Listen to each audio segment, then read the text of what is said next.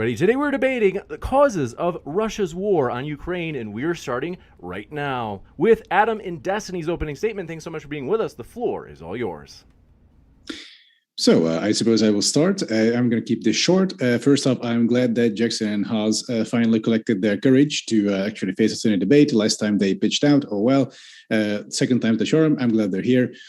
So with regards to the reasons for Russia's invasion for a war, I wish they could. I wish they took the first opportunity to debate us, because back then they could have mounted a better case. Now that Russia's offensive is faltering in the east, especially in Severodonetsk, if you got up with the news, it's not looking good for the Russians. They got entrapped. Now they're being attrited to hell in brutal urban fighting. So that really does not bode well for Russia, and consequently for tankies who are pro-Russian. They cannot make such a good case for Russian involvement in Ukraine, the Russian invasion of Ukraine. And of course, regardless of what these two might try to tell you, the reasons are still just good old-fashioned Russian imperialism. This is what they've always done. This is the bread and butter of the Russian Empire. Also the Soviet Union, because if you look at Russia, like the reason why Russia is so big is because they did the exact same thing they're trying to do currently to Ukraine, as in to invade, destroy, murder, deport, subjugate people who live there, and forcibly melt them into their empire. Same thing they did in Ukraine, or at least they tried, but oops, Ukraine actually resisted, and the Russian army is not so strong as it was due to endemic corruption and demographic issues. So now Russia is on the sort of a wrong end of the stick, so to speak, and this might not be an ideal situation for a tanky, but we'll see how they'll try to justify it. Anyway, Destiny? Yeah, I mean, the arguments have remained virtually unchanged since the beginning of the war. Russia doesn't really have any good reason to go after Ukraine. Russia has continued to threaten Ukraine's sovereignty in a way that we haven't seen any nation threaten the sovereignty of any other nation in the past 30 years.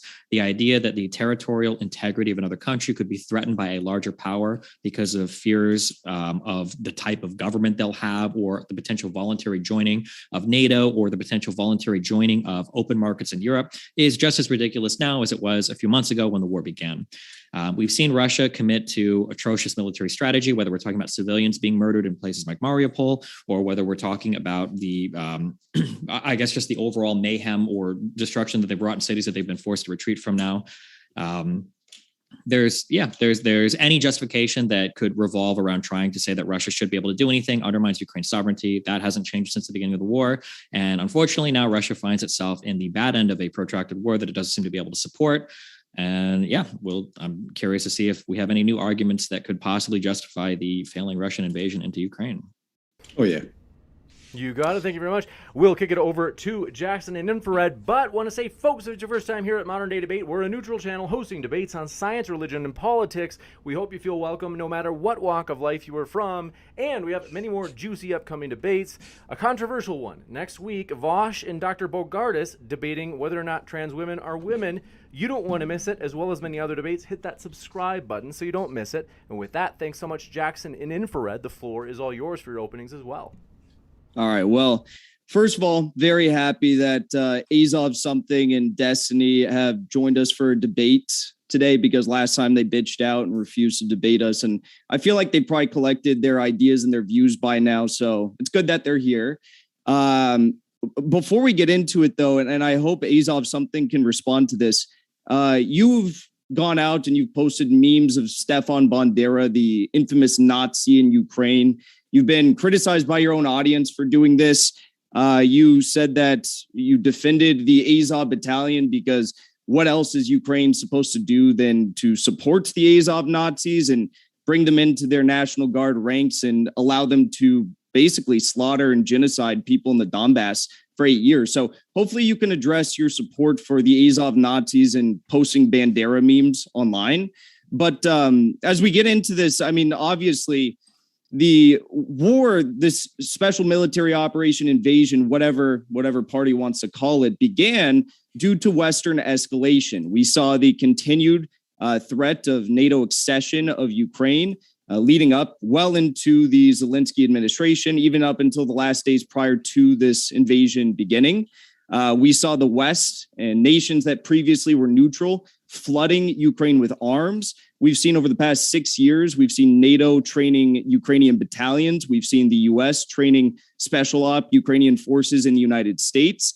And we also saw that the Ukrainians were planning an offensive, an invasion into the Donbass. We know for the past 8 years, Putin has tried to secure peace in Ukraine through the Minsk Accords and the Minsk II Accords, both of which were violated by Ukrainian forces. The ceasefire violations were violated, especially in the days leading up to the war. We saw an dramatic increase in ceasefire violations. And though the OSCE does not directly point out who is responsible for these violations, Donetsk officials say that Ukraine was responsible for the vast majority of these violations in the final days of the war. But then again, this isn't nearly as important as the fact that there were documents released, I believe it was on March 8th, which pointed out that Ukraine's National Guard, the 4th Operational Brigade, was planning an invasion into the Joint Forces Operation Zone in the Donbass. They were going to do a full-scale invasion. And in an effort to prevent NATO accession on Russia's border, in an effort to prevent the slaughter of more Ukrainian or more Donbass civilians in Donetsk and Lugansk with this threat of an invasion, and to prevent the Nazis like the Azovs that you, Azov something, have defended from killing more civilians and spreading their ideology, Russia decided to make a counter move to the 8-year war, which was started after a U.S. coup in 2014 in Ukraine by launching this special military operation. Additionally, in regards to this allegation by Adam Soithing that we had backed out of our debate, if anyone's interested, we don't actually have to argue about it. You can go on my channel where I provide irrefutable proof that at the very least, Adam Soithing was lying that me and Jackson refused to debate him. There's I show the full DMs with Modern Day Debate, and I provide evidence from Modern Day Debate's Twitter that says it was actually him that backed out of that. But, let's not dwell too much on that. Just to add to what Jackson said with the kind of broader picture, this notion that what we're witnessing is this time-old Russian imperialism, the notion that the Soviet Union was imperialist is already questionable, but the Soviet Union doesn't even exist anymore. Although Russia has inherited the Soviet Union as a state, there can be no question of Russian imperialism without an international system of equal sovereign nations. Now, the international system that has resulted from the architects of the Bretton Woods system after World War II, I don't even think the two gentlemen here will try and make the argument that that system has resulted in free and equal sovereignty between nations. Clearly, the United States has an exceptional status in that international system, and it had sought, after the fall of the Soviet Union and the Eastern Bloc, to integrate not only the former countries of the Warsaw Pact, but also the former Soviet Union into that international system. And it has been Russia's resistance to being integrated into that international system that has resulted in the Western aggression that led up to the events in Ukraine today. So I think I'll just leave it there for now. You got it. We'll jump into open conversation. Want to let you know, folks, 100% of today's Super Chats are going to go to the Domestic Violence Action Center. So this is an organization with a great charity watchdog rating, saying that they are indeed using the funds for what they say they are, which is helping abuse, or I should say, people who have been abused or people who are coming out of domestic violence situations. And so highly encourage you, hey, send in a super chat, as you can both ask a question for the Q&A, and it's going to a good cause, 100% of it. So with that, thanks very much. Gentlemen, the floor is all yours for open conversation. I want to remind you, if it gets too unyieldy, if it gets too wild, I do have to mute you. And here we go. 3, 2, 1, go. Just a quick point as we start. I have this email in front of me that I got from James on the 2nd of March. This is with regards to who pitched out of the debate. He wrote, "Hi Adam, I'm bummed that Jackson, Dinkle, and Infrahaz aren't going for it despite my best efforts to persuade them. However, I'm not exaggerating when I say I might have a better idea. Russian fellow named Justice, yada yada." And then we got the Justice debate. So here, James on the 2nd of March wrote to me that Dinkle and Infrahaz aren't going for it despite him trying to convince them otherwise. You can ask James about it after the debate if you want. This email, I got this from the Modern Day Debate. So this is the only way to interpret this, is that you guys have backed out. This is on my Discord and also on my YouTube community page if you scroll down. So feel free to check it out for yourself. Otherwise, like I can see that this debate is going to be pretty much like you throwing out a bunch of essentially disinfo and misrepresentation, etc. And just like bad faith, gish gallop, gaslighting, the usual. Like, that's Jackson's MO mostly. Infrared just like screams a lot. But were you not posting photos of Stefan Bandera? Yes, which was actually a spin on this Russian sort of hysteria about Stefan Bandera. If you know European history, you know that yes. I know it's funny. It's funny it's only funny because you're a bit ignorant on this. Well, your own audience called you out about that. That's just why I brought it up. Some people found it weird, which I fully understand. But the thing to understand here is that. That image I interpreted as essentially a play on this Russian aversion to Stepan Bandera, like, ooh, look, the Bandera, like that kind of thing. The second thing, though, I don't really. And in fact, you said that Bandera and you said Azov were far right. Would you be willing to say here live that they are not just far right, but they're Nazis? Can we get that on the record? Some of them are definitely Nazis. Well, hold on. To be clear, on the record right now, the Azov battalion is not the same Azov battalion that it was like pre-2014. The Azov battalion has been properly assumed in the Ukrainian forces. And the idea that the majority of these people, or even a sizable chunk of them, are far right or Nazis doesn't seem to be true. We can point to like pictures you don't online. Think that the SS... Can I finish my sentence? Destiny. You don't think that the Dinkle, SS... Do you have any source on that, actually? You don't think do you have some numbers, like what percentage of them are Nazis? Let's chill. Hold on. Let's all chill. You don't think that the SS Wolfsengel symbol on their actual uniforms is a symbol of their ideology that they are Nazis, or the Black Sun logo that is a Nazi symbol? Yep. Okay. So my response to this is that when I'm trying to figure out what's happening in terms of foreign affairs, I'm not looking at pictures that people post on Facebook and Twitter. If we're going to say that there is yeah, that's right. So if we're going to say like there is a significant Nazi or far right ultra-nationalist problem in Ukraine, what I'd be interested in is that like, are there an elevation of the amount of attacks on people like anti-Semitically? Do we have like Kristallnacht going on? Do we have people that are encouraging a lot of anti-Semitic or hateful behavior towards Jewish people in Ukraine? We do. I don't see that anywhere. There aren't really widespread reports of that. Polling data in Ukraine shows that like they're not anti-Semitic, in arguably the least anti-Semitic country I think in all of Europe. I don't even think it's Eastern Europe. So yeah, I'm not really as convinced about pictures of people with dumb fucking symbols and shit on their military uniforms. I'm sure there are probably some Nazis in the Ukrainian military. Well, I mean, it's their official symbol. Let me just finish. It's their official symbol. You're making it seem like a smaller thing. Even 20 seconds to finish, and then we'll come over. I'm sure there are far right aspects to literally every single military in the world. But if you cared as much about this, why don't you ever talk about like the Wagner Group? Why don't you ever talk about any of the far right elements that exist in Russia that literally train foreign fighters that like do operations for far right causes in other countries, like in Sweden? The Wagner Group doesn't have any official ties to the Russian government, but regardless, I just wanted to ask, God. Are you trying to suggest that it's not possible for there to be neo-Nazis, active neo-Nazis, I should add, if there aren't anti-Jewish pogroms going on? Because I'll have you know that the biggest victims of Nazi violence during World War II were Slavs, and Russian Slavs in particular. So I'm not sure where this idea that Nazis have to engage in anti-Semitic violence.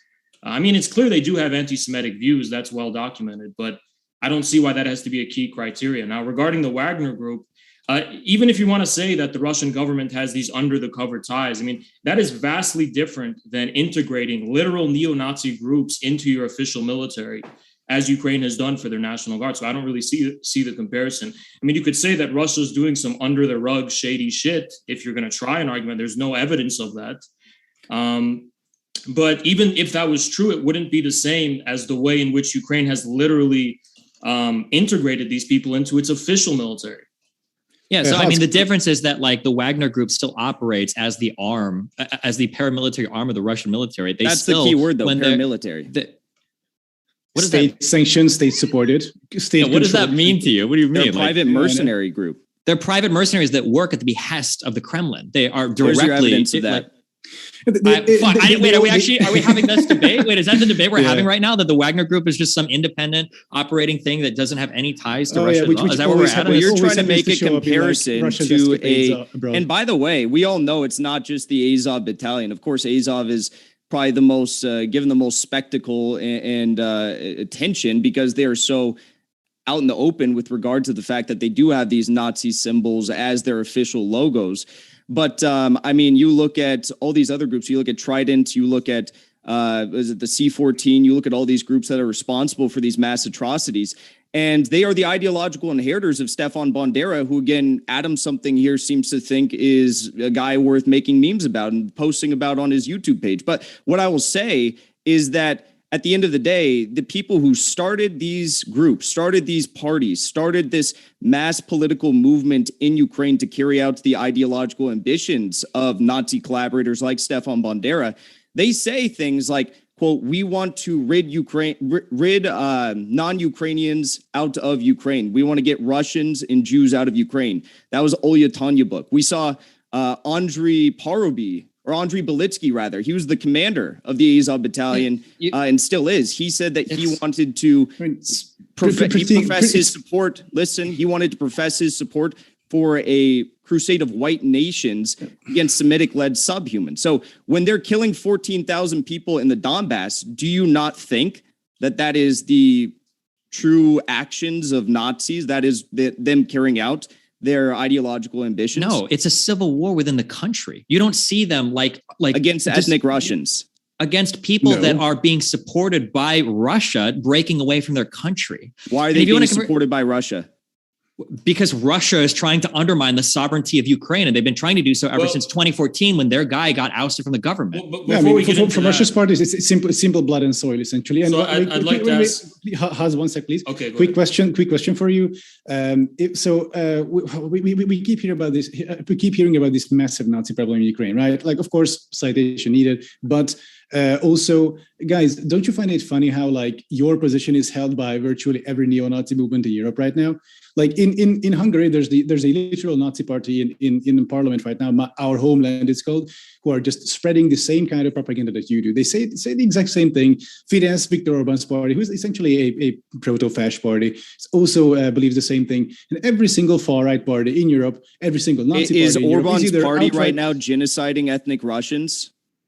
Excuse me? Like there is no genocide in Ukraine. What are we talking about? Well, I just wanted to, first of all... Russia is genociding more ethnic Russians right now than anyone else. Adam, I think you're wrong. That's factually incorrect. So yeah, Adam, they're bombing ethnic Russian areas. So, ethnic Russian casualties are mounting in... One sec, Haz. And ethnic Russian civilian casualties are mounting in the areas that Russia is attacking because Russia So you think that none of those ethnic Russian deaths could have been responsible by the Ukrainian forces like they were over the past 8 years. So now we switch to like, don't you think some of them might have been killed by Ukraine? Come on, dude.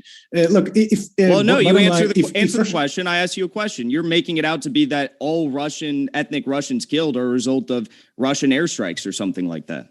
Of course, not 100%. Okay, well, good. Now we can find a point of agreement. Now, do you think that there are more ethnic Russians? Do you think that there are more ethnic Russians that are killed right now compared to the past 8 years?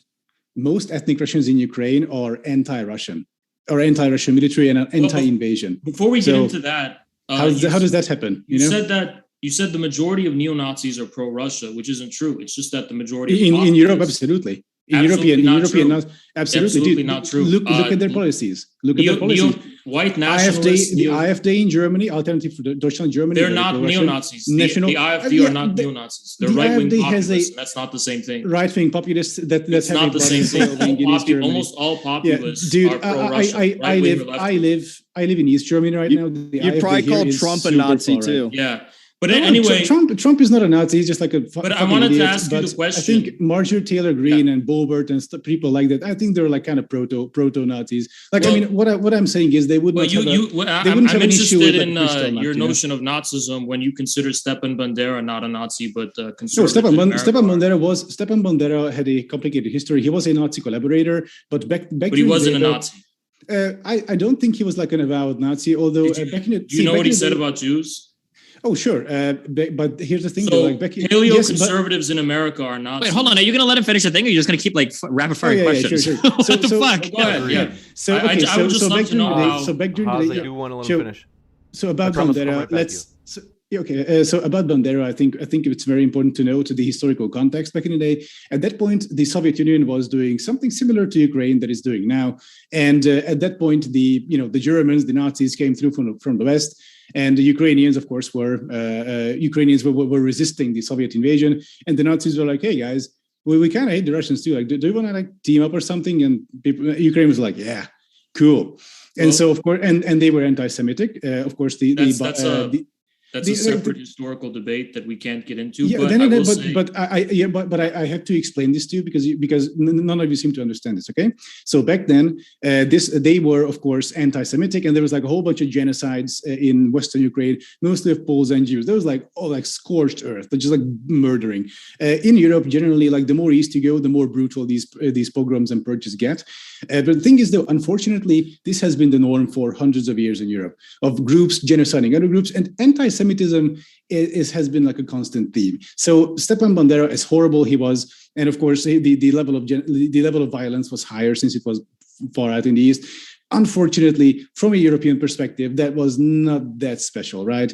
And then later on, Bandera himself got like imprisoned by Nazis and removed from power, etc. Wait, it's complicated. Hold on, but this is an outright falsification of history. The idea okay, well, you're going to let me talk now because I let you do that. But the idea that Bandera, as pogroms and which was actually part of the Holocaust, if you don't know, the anti-Jewish violence in Ukraine perpetrated by the Banderas is just another incident of anti-Semitic violence in the history of Europe. That would be true if it wasn't for the fact that the Ukrainian nationalist ideology, even before the Nazi invasion, was heavily drawing from the inspiration of German fascism and Nazism, as were most of the other extreme ultra-nationalists across Europe at the time who had an anti-Soviet agenda. So what you're saying is a falsification of history. Bandera's anti-Semitism was of a Hitlerite character. It was not some traditional conservative European anti-Semitism. And I just find it hilarious that you're doing all this mental gymnastics to try and tell us that a literal person who helped perpetrate the Holocaust alongside of the Nazis is not a Nazi, is just a collaborator, but American paleo-conservatives are somehow Nazis. I mean, that's quite the stretch. But I wanted to ask you... Could I just ask a quick question about that, and then you can finish everything? I'm just curious. Would you consider the USSR a Nazi country?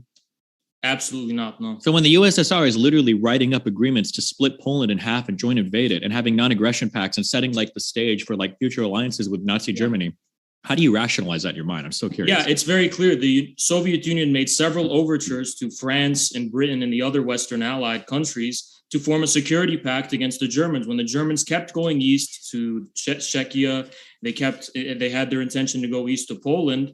The Soviets were left with no choice but to continue to buy time because they were not prepared for a military confrontation with the Nazis. So left with no choice, like Bandera was in Ukraine, in order to like fend off Soviet. Bandera was the same thing.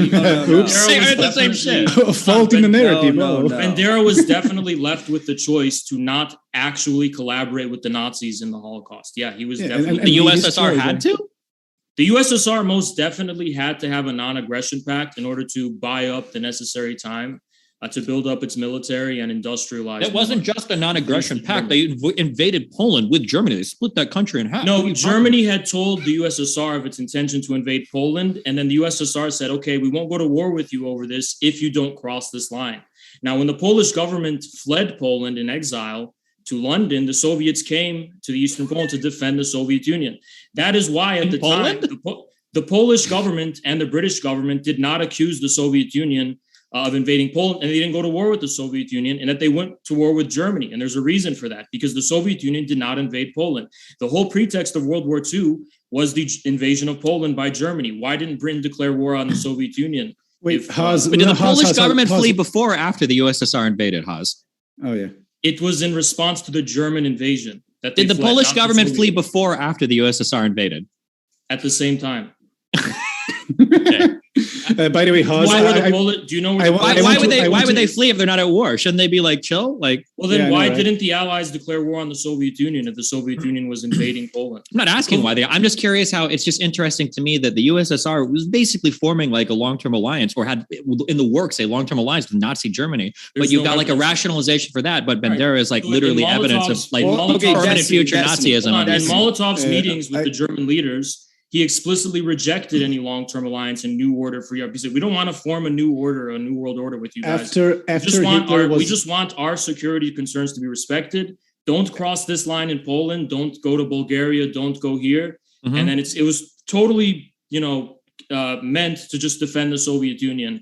not to create this long-term alliance for the and the USSR. Hold on, just another. I'm sorry, yes, because there was the massacre, the Katyn massacre, or whatever, where the USSR is executing like tens of thousands of fucking Polish military officers and intelligentsia. Yes. You had the what was the name of the KPD officials, the communists that fled Germany into the USSR, were shipped right back to Germany to be executed. What do you mean they were just like not aggressive, dude? To the historian Grover Furr, who's done a lot of work to show. I don't have him to talk to right now. I just have Uhaz to talk to. Well, do you think neither of those things happened? We don't have time to go through the primary sources and evidence for all of those claims, so I'm just going to tell you that I deny them. Yeah, like Destiny, you probably think there's a genocide. You probably think there's a genocide in Xinjiang right now too. So you're not the most reliable source in the world. But what I want to point out here is that you're making an argument about the Soviet Union protecting their security and whatnot. We saw Stefan Bandera literally work together with Nazi intelligence to form massive SS battalions in Ukraine to band together tens of thousands of Ukrainians to slaughter hundreds of thousands of Poles, the SS isn't bad either. That's just paramilitary. And you're trying to compare the two, and it's literally insane. You're trying to equate a security pact with literal Nazi genocide of Ukrainians. It's insane. But SS is just paramilitary. That's not bad. You're actually fucking insane. Do you have any proof that the SS was like controlled by the German government? It's just like that. Say that again. Do you have any proof that like the SS was directly controlled by Hitler? There's not a single record of Hitler actually ordering the murder of any Jewish people. It was the paramilitary wing. Like, did I say Hitler? Did I say with? I'm just saying when you're talking about the SS, these are paramilitaries, and if the Wagner group doesn't count, I don't know why the SS would count. Did I say it was Nazi intelligence? Because we do have evidence that he was meeting with Nazi intelligence officials to form these battalions. Oh, the flaws in the narrative. I like it. By the way, that's exactly what I said. You tried to manipulate my words. Sure. Listen, at the end of the day, I do agree with you though. Izov something. I do agree with you. I do agree with you. I want to go from Adam to and then Infrared after. So I want to correct you on something. It wasn't the invasion of Poland. It was the special military operation into Poland. Okay, let's keep it straight, guys. Okay. Yeah, that's an argument devoid of substance. It is very nice. It was very clear that the invasion of Poland started World War II. And the Soviet Union was not considered a member of the Axis powers at that time, and Britain did not declare war on the Soviet Union. Nor did despite Soviet efforts to become part of the Axis. Nor did the Polish government in exile blame the Soviet Union for any invasion. Now, second of all, I wanted to ask you this question about a more contemporary event. You wanted to know about these acts of neo-Nazi violence that were, as Destiny put it, just part of the war. Was the Odessa Massacre just part of the war? The Odessa Massacre was an incident where a pro-Russian mob met a pro-Ukrainian mob, and the pro-Ukrainian mob turned out to be about 3 times larger than the pro-Russian mob, and they actually pushed the pro-Russians into this building. I don't know, trade unions has something like that, and they pushed them into this building. Yeah. And it's blurry what happened next, but Molotovs and stones started flying. It's not blurry. The International Criminal Court has already done a preliminary examination on this. Feel free. The building got fired. I was going to say real quick, international courts have also ruled there's not a genocide happening in the Donbass. So you can't pick and choose when you want to side with international courts. Sorry, Adam, keep going. Oh yeah, sure. So at that point, it was like most people died, I think, of the stampede and the smoke because the building was actually set on fire. And then afterwards, that was pretty much the end of the pro-Russian protests in Odessa. Actually, a few months later, there was like a sort of terror bombing of the Ukrainian authorities, of civilians. A couple of them died, but that was pretty much it at the end. The next calamity came when Russia started launching cruise missiles at residential neighborhoods, as in now. But that was basically the gist of the Odessa massacre, which wasn't really a massacre. It was two mobs meeting with stones and Molotovs and whatnot. So, yeah, I mean, as during the Civil War, that's a great attempt to whitewash a horrific act of neo-Nazi. I know. I mean, this is what happened. But we have countless neo-Nazi violence. Hold on, but we have other countless instances of violence at the time. There was the crucifixion of Russians. There was the disappearance of several... That's a fake, though. That the crucifixion didn't really happen, though. Well, I saw it on video, so I don't know how it could be fake. And there's the several Russian journalists who, I don't know, just disappeared somehow. I mean, there was a clear campaign of intimidation, terror, and violence. Like now in Russia, right? Russian forces like now when anti-war journalists are being disappeared and news organizations being shuttered in Russia, we're talking about Ukraine right now. We're not talking about Russia right now, and that's kind of like a whataboutism. The point is that there's a campaign of terror, intimidation, and violence against people who represent the opinion of the Russian-speaking population in East Ukraine. You said earlier that the Russian-speaking population in Ukraine is anti-Russian. Well, how would you even know that if their representatives were the victims of a systemic campaign of terrorism and violence and intimidation? Like who? Like the various Russian journalists. I can't name them Like off who? the top of my head. Oh, Wait, okay, what's a single, like we hear when journalists are killed during these conflicts, it's a really big deal. We hear about it in Israel. It happened recently. The IDF murdered or killed a journalist during, they say it was accidental fire or whatever. Are you, just so I can understand, are you implying that like Ukraine is murdering a bunch of Russian journalists, but we just haven't heard about it at all? Well, there are several missing journalists. Can you answer that question instead of like... They were literally please. shelling Russian journalists in Donetsk this week. Oh, actually, Russians actually killed, I think, a Reuters journalist or a French journalist. He died of like artillery shrapnel. And they also... What's your evidence that the French journalist was killed by Russians? Because he was actually in Donetsk. And French President Emmanuel Macron didn't even say that he was killed by Russians. So he left it vague. What's your evidence, since you know more than Emmanuel Macron? He was on the Ukrainian side, though. Like, unless Ukrainians shelled their own positions, then sure. Shelling their own positions. Feel free to look it up. Sure, they have positions in Donetsk, in the city center of Donetsk. It didn't happen in the city. Listen, it didn't happen in the city center. It didn't happen in the city center. Look it up. Adam. You made the claim that it was just a bunch of random people that stormed the Odessa Trade Union House on that May 2nd when they slaughtered dozens and dozens of people. You leave out the part that it was Andrei Paruby who was in Odessa meeting with many of the individuals who were responsible for the violent acts that took place there that day in the days leading up to that trade union hall massacre.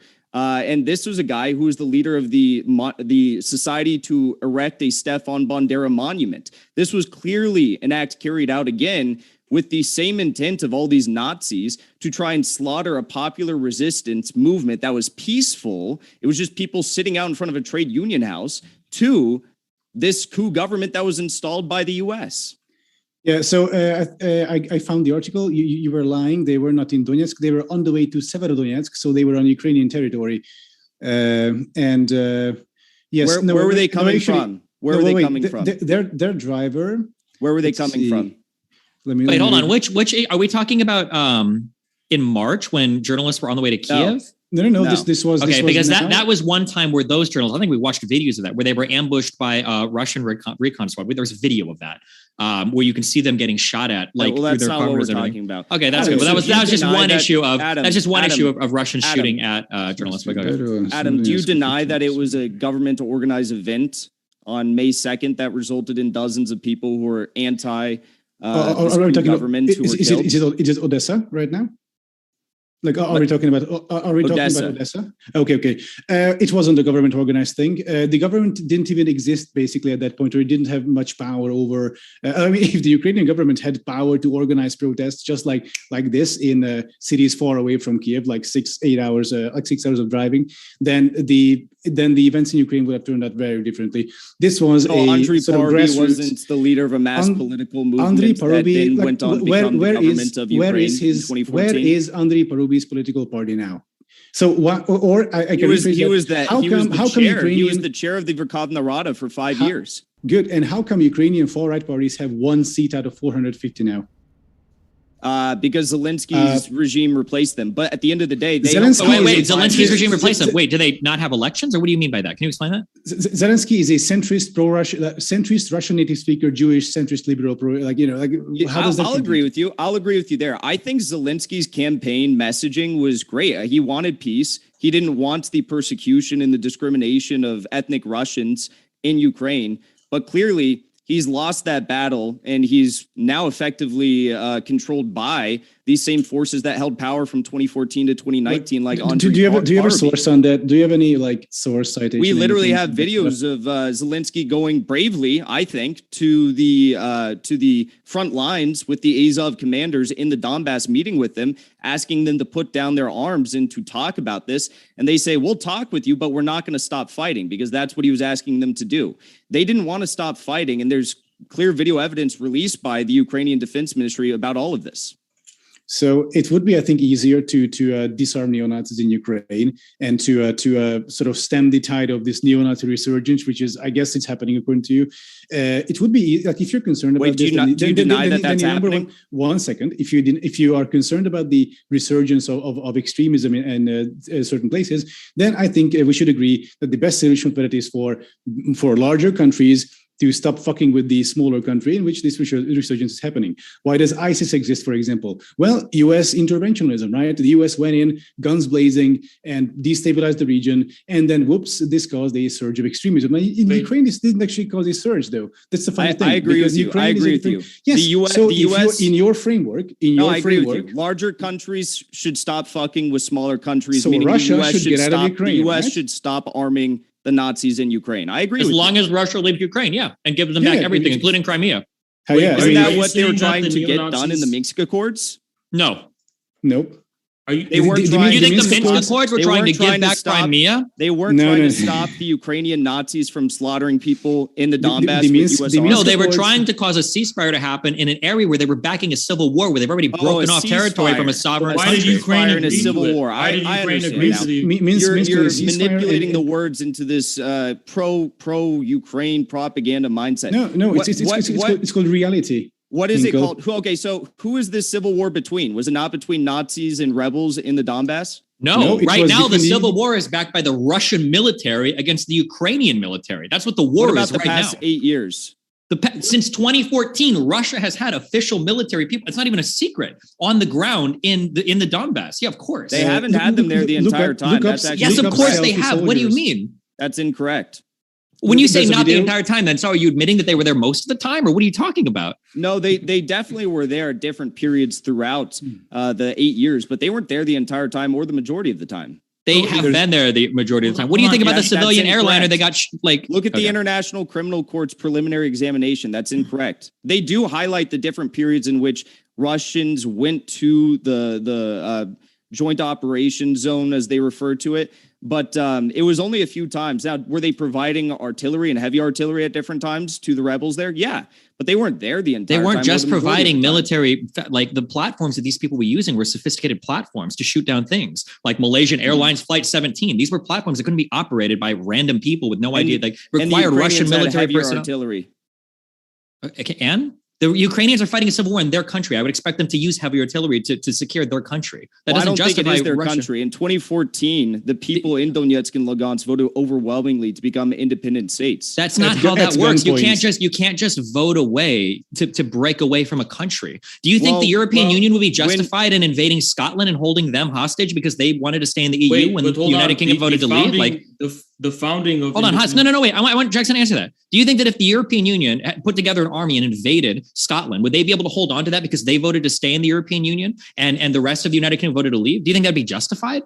Well, you're making a false comparison here. At the end of the day, the people of Donetsk and Lugansk were facing not just harassment, not just discrimination and torture, but also death. But the Russian guns as well. Hold on. You're not answering the question. I'll ask yes, again. I am. Okay? The European Union. If the European Union, I wasn't done answering. You interrupted me halfway. Dude, this is like debating Fuentes. Holy shit. So let's just put this in perspective. If Donald Trump were president and he started, mobilizing U.S. military personnel to slaughter people in Los Angeles County, and Los Angeles County decided that they wanted to vote to break away from the United States and form their own sovereign independent state, then it wouldn't just be that they randomly voted. Something caused that to happen. And at the end of the day, it would have been the violence that ensued from whichever government in power. And that government in Ukraine was installed by a U.S.-backed coup. And it was an illegal impeachment that didn't actually get enough votes to impeach Yanukovych. So when do you think the civil war in the Donbass started? It started to pick up speed after the coup took place. But when did it start? So it started after Russia invaded and stole Crimea. That's not an accurate. And then what do you mean? No, do you just hear the timeline? It started after the coup of Viktor Yanukovych. So it started after Russia invaded and stole Crimea, and then it started after Russia was mobilizing troops in the Donbass to begin that war. What happened before Crimea? There was an ousting of a prior leader who started shooting at civilians with police officers. I mean, what do you mean? Just Oh, for that's the not purposes. true. We already had this debate. I wrecked you in this debate. You didn't tried to wreck make the anything. argument. All you Hold can on, point to is a phone call between two ambassadors saying they prefer one leader to another, and then you think that that's evidence of a coup For being purposes staged. of clarification, Ukraine is a very new state, even historically. It doesn't matter that it's new. Hold on, Ukraine was recognized in Sure, but let me 1991 by finish my every point. other sovereign country in the Yeah, world. I'd That like state to could have finish- started existing in I'd like to 2010. finish- It's been a I'd like while to since finish we've my heard point. from Infra. Go ahead, Infra. Yeah. So the founding of Ukraine, which is an extremely new state, the idea of this unified territory being encompassed by one sovereign state, that was founded on the premise that everyone was going to have equal representation, whether they're Russian speaking or Ukraine speaking, right, in the West. And it just so happens that the person who was ousted, as you mentioned, was overwhelmingly the representative of the Russian speakers within Eastern Ukraine. So after that coup, which ousted the person that represented their stake in Ukrainian sovereignty, I don't see how Ukraine can continue to lay claim to this territory. Because they held elections after he was ousted. But how But was he it's not ousted? like- was it illegal? Those elections were considered He was- illegitimate. Wait. No, by the those people. elections aren't considered illegitimate. Not like the By ones that the- happened in by the Crimea people in after the- Russia they were. invaded. Destiny, the was it people in the illegal East, they were. impeachment? Was it? Well, he didn't get impeached. He ran away because he knew he was probably No, going to yeah, get they fucked for tried to having his impeach police him. officers murdering civilians in the Was street. it illegal impeachment? No, but they held legal elections afterwards. Did he leave the country before that took place? Yep. No. Where did he go to? He ran to Russia. Russia. No, he didn't. Where did he go to? He went to Kharkiv. First to Kharkiv, from Kharkiv, he went to Russia. Details. He went to Kharkiv, and then they had right when he left for Kharkiv. First of all, they started to rain hellfire down with snipers on what they thought was his group of cars that was leaving the city, and then they stormed his own personal home and government buildings. Do you not think that that's a coup? That storming considering was the fact civilians, that he civilians hadn't showing up to his residence he hadn't and just left the wandering in. country, and you admit that it was not a legal impeachment. Do you think that a coup usually is democratic elections that occur afterwards? Is that a coup to you? I'm just curious. Yeah, it can. It definitely can. Okay, You so a can coup oust- can be there is a bunch of protests and rioting. Yes, a because leader, I'll explain the why. leader flees from his Yes. country, which he did, and then afterwards they No, hold okay. democratic No. elections, So and that's a coup. Let's not pretend that him fleeing was the pretext for choosing a new leader. There was sniper fire against him as he was trying to supposedly leave. All right, as he was trying to leave, to correct myself. There was a raiding, as Jackson put it, of his office. So there was clearly an intent to oust Yanukovych before he left. Now, Yanukovych is the guy that the people of Eastern Ukraine voted for. They're not going to recognize any new. That would be like Trump deciding that he's not going to accept the elections and he's going to hold on, but literally, Putin came out and said he would accept the elections of the Ukraine presidential election after he left. The people of Eastern Ukraine weren't. They're not the puppets of Putin. They disagreed. They didn't accept those elections because they voted for Yanukovych. What? Now, in their view, if we're going to vote for someone and they're just going to decide that they're going to be able to coup them, like why should they? He didn't just get couped; he fled.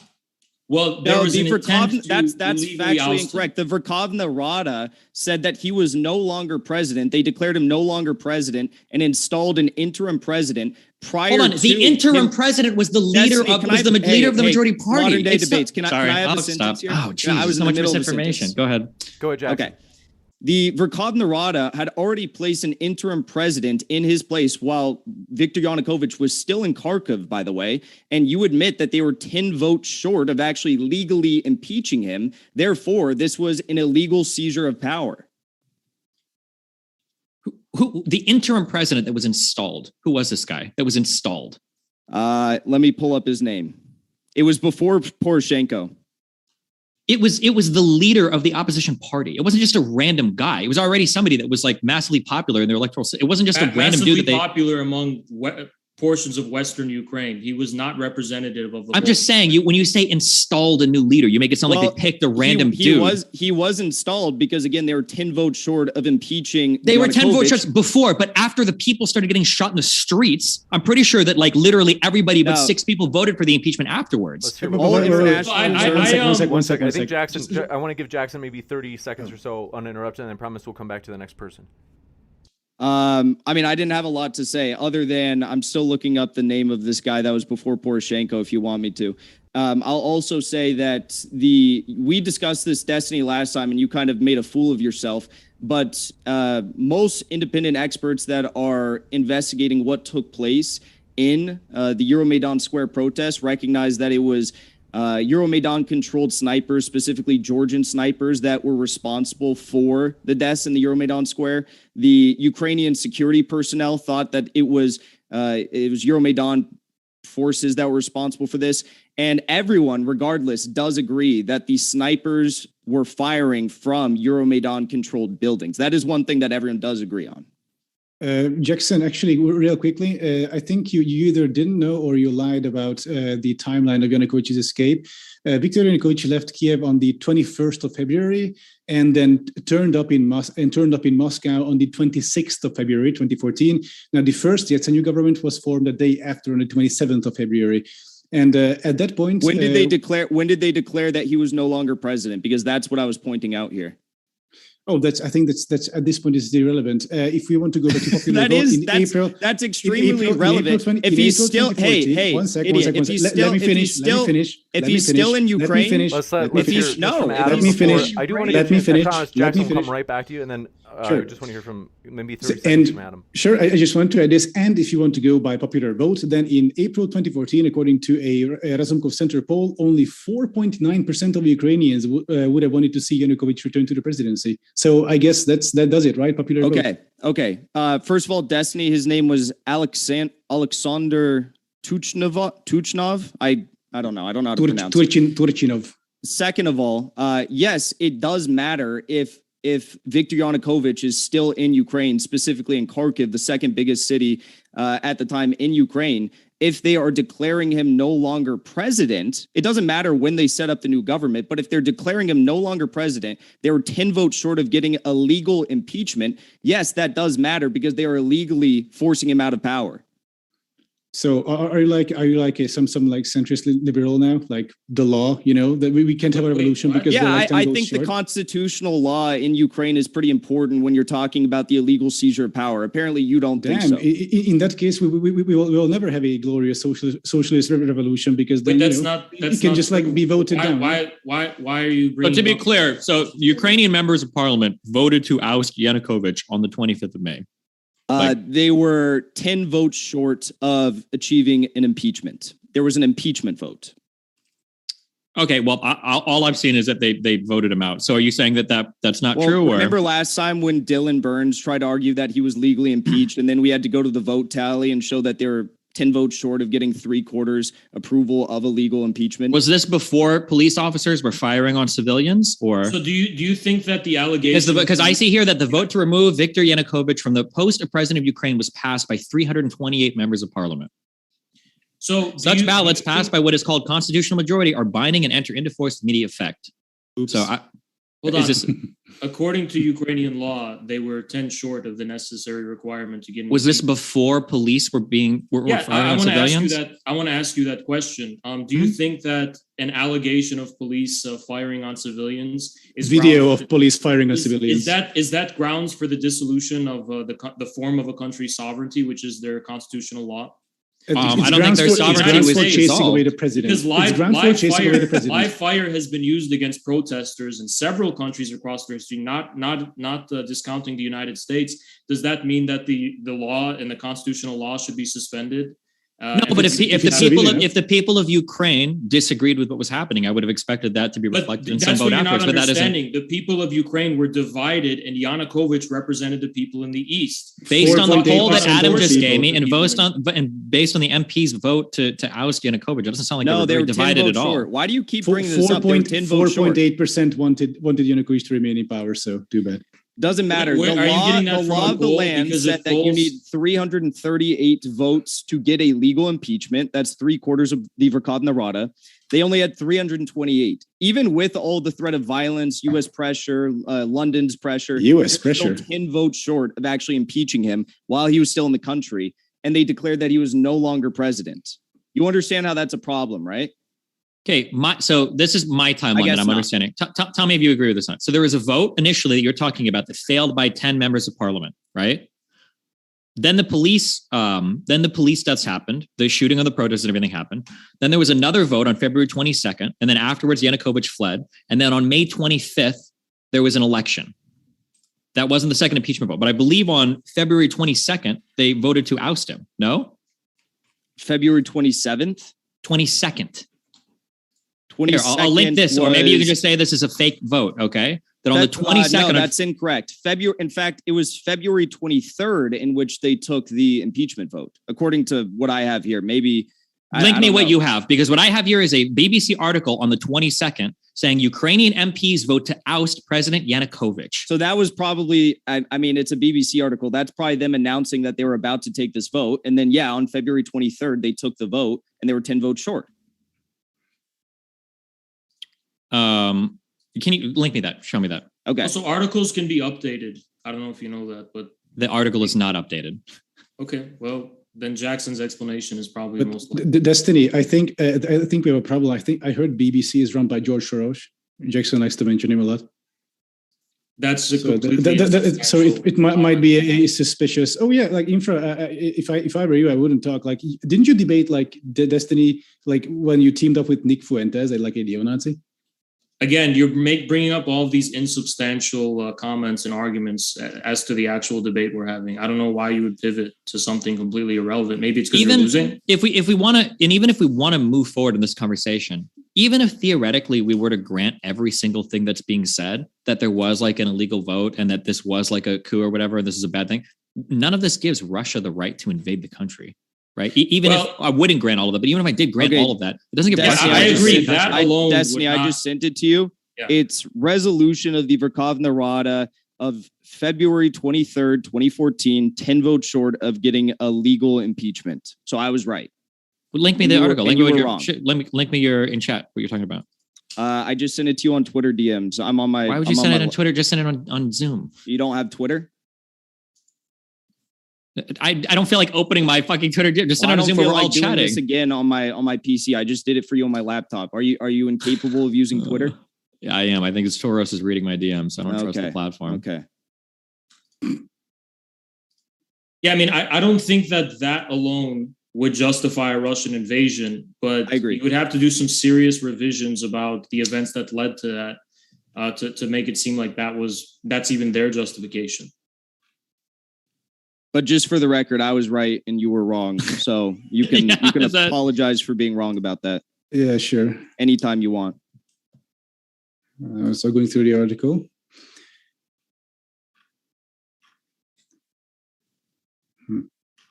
Yeah, I mean, if they were 10 votes short, I mean, that's how revolutions work. That's how regime changes work. What are you talking about? He was still in the country. This was a violent seizure of power. I mean, he fled, and they didn't get enough votes to impeach him. So you're the argument you're making is like, well, you know, it's okay because there were some people who wanted this, despite the fact that the constitutional 3/4 majority was not met. That's if you were to say like, there's a bunch of people in the United States who don't like Joe Biden, so therefore we should just illegally seize the power. Okay, let me just read. Let's just read. This is the source that Jackson said. Adam, let's just one thing. Adam's saying something. He's saying something pretty interesting. Let's just read this because this is what Jackson said. Okay. Hold on. Let me just. I just want to respond really quickly to what Adam said.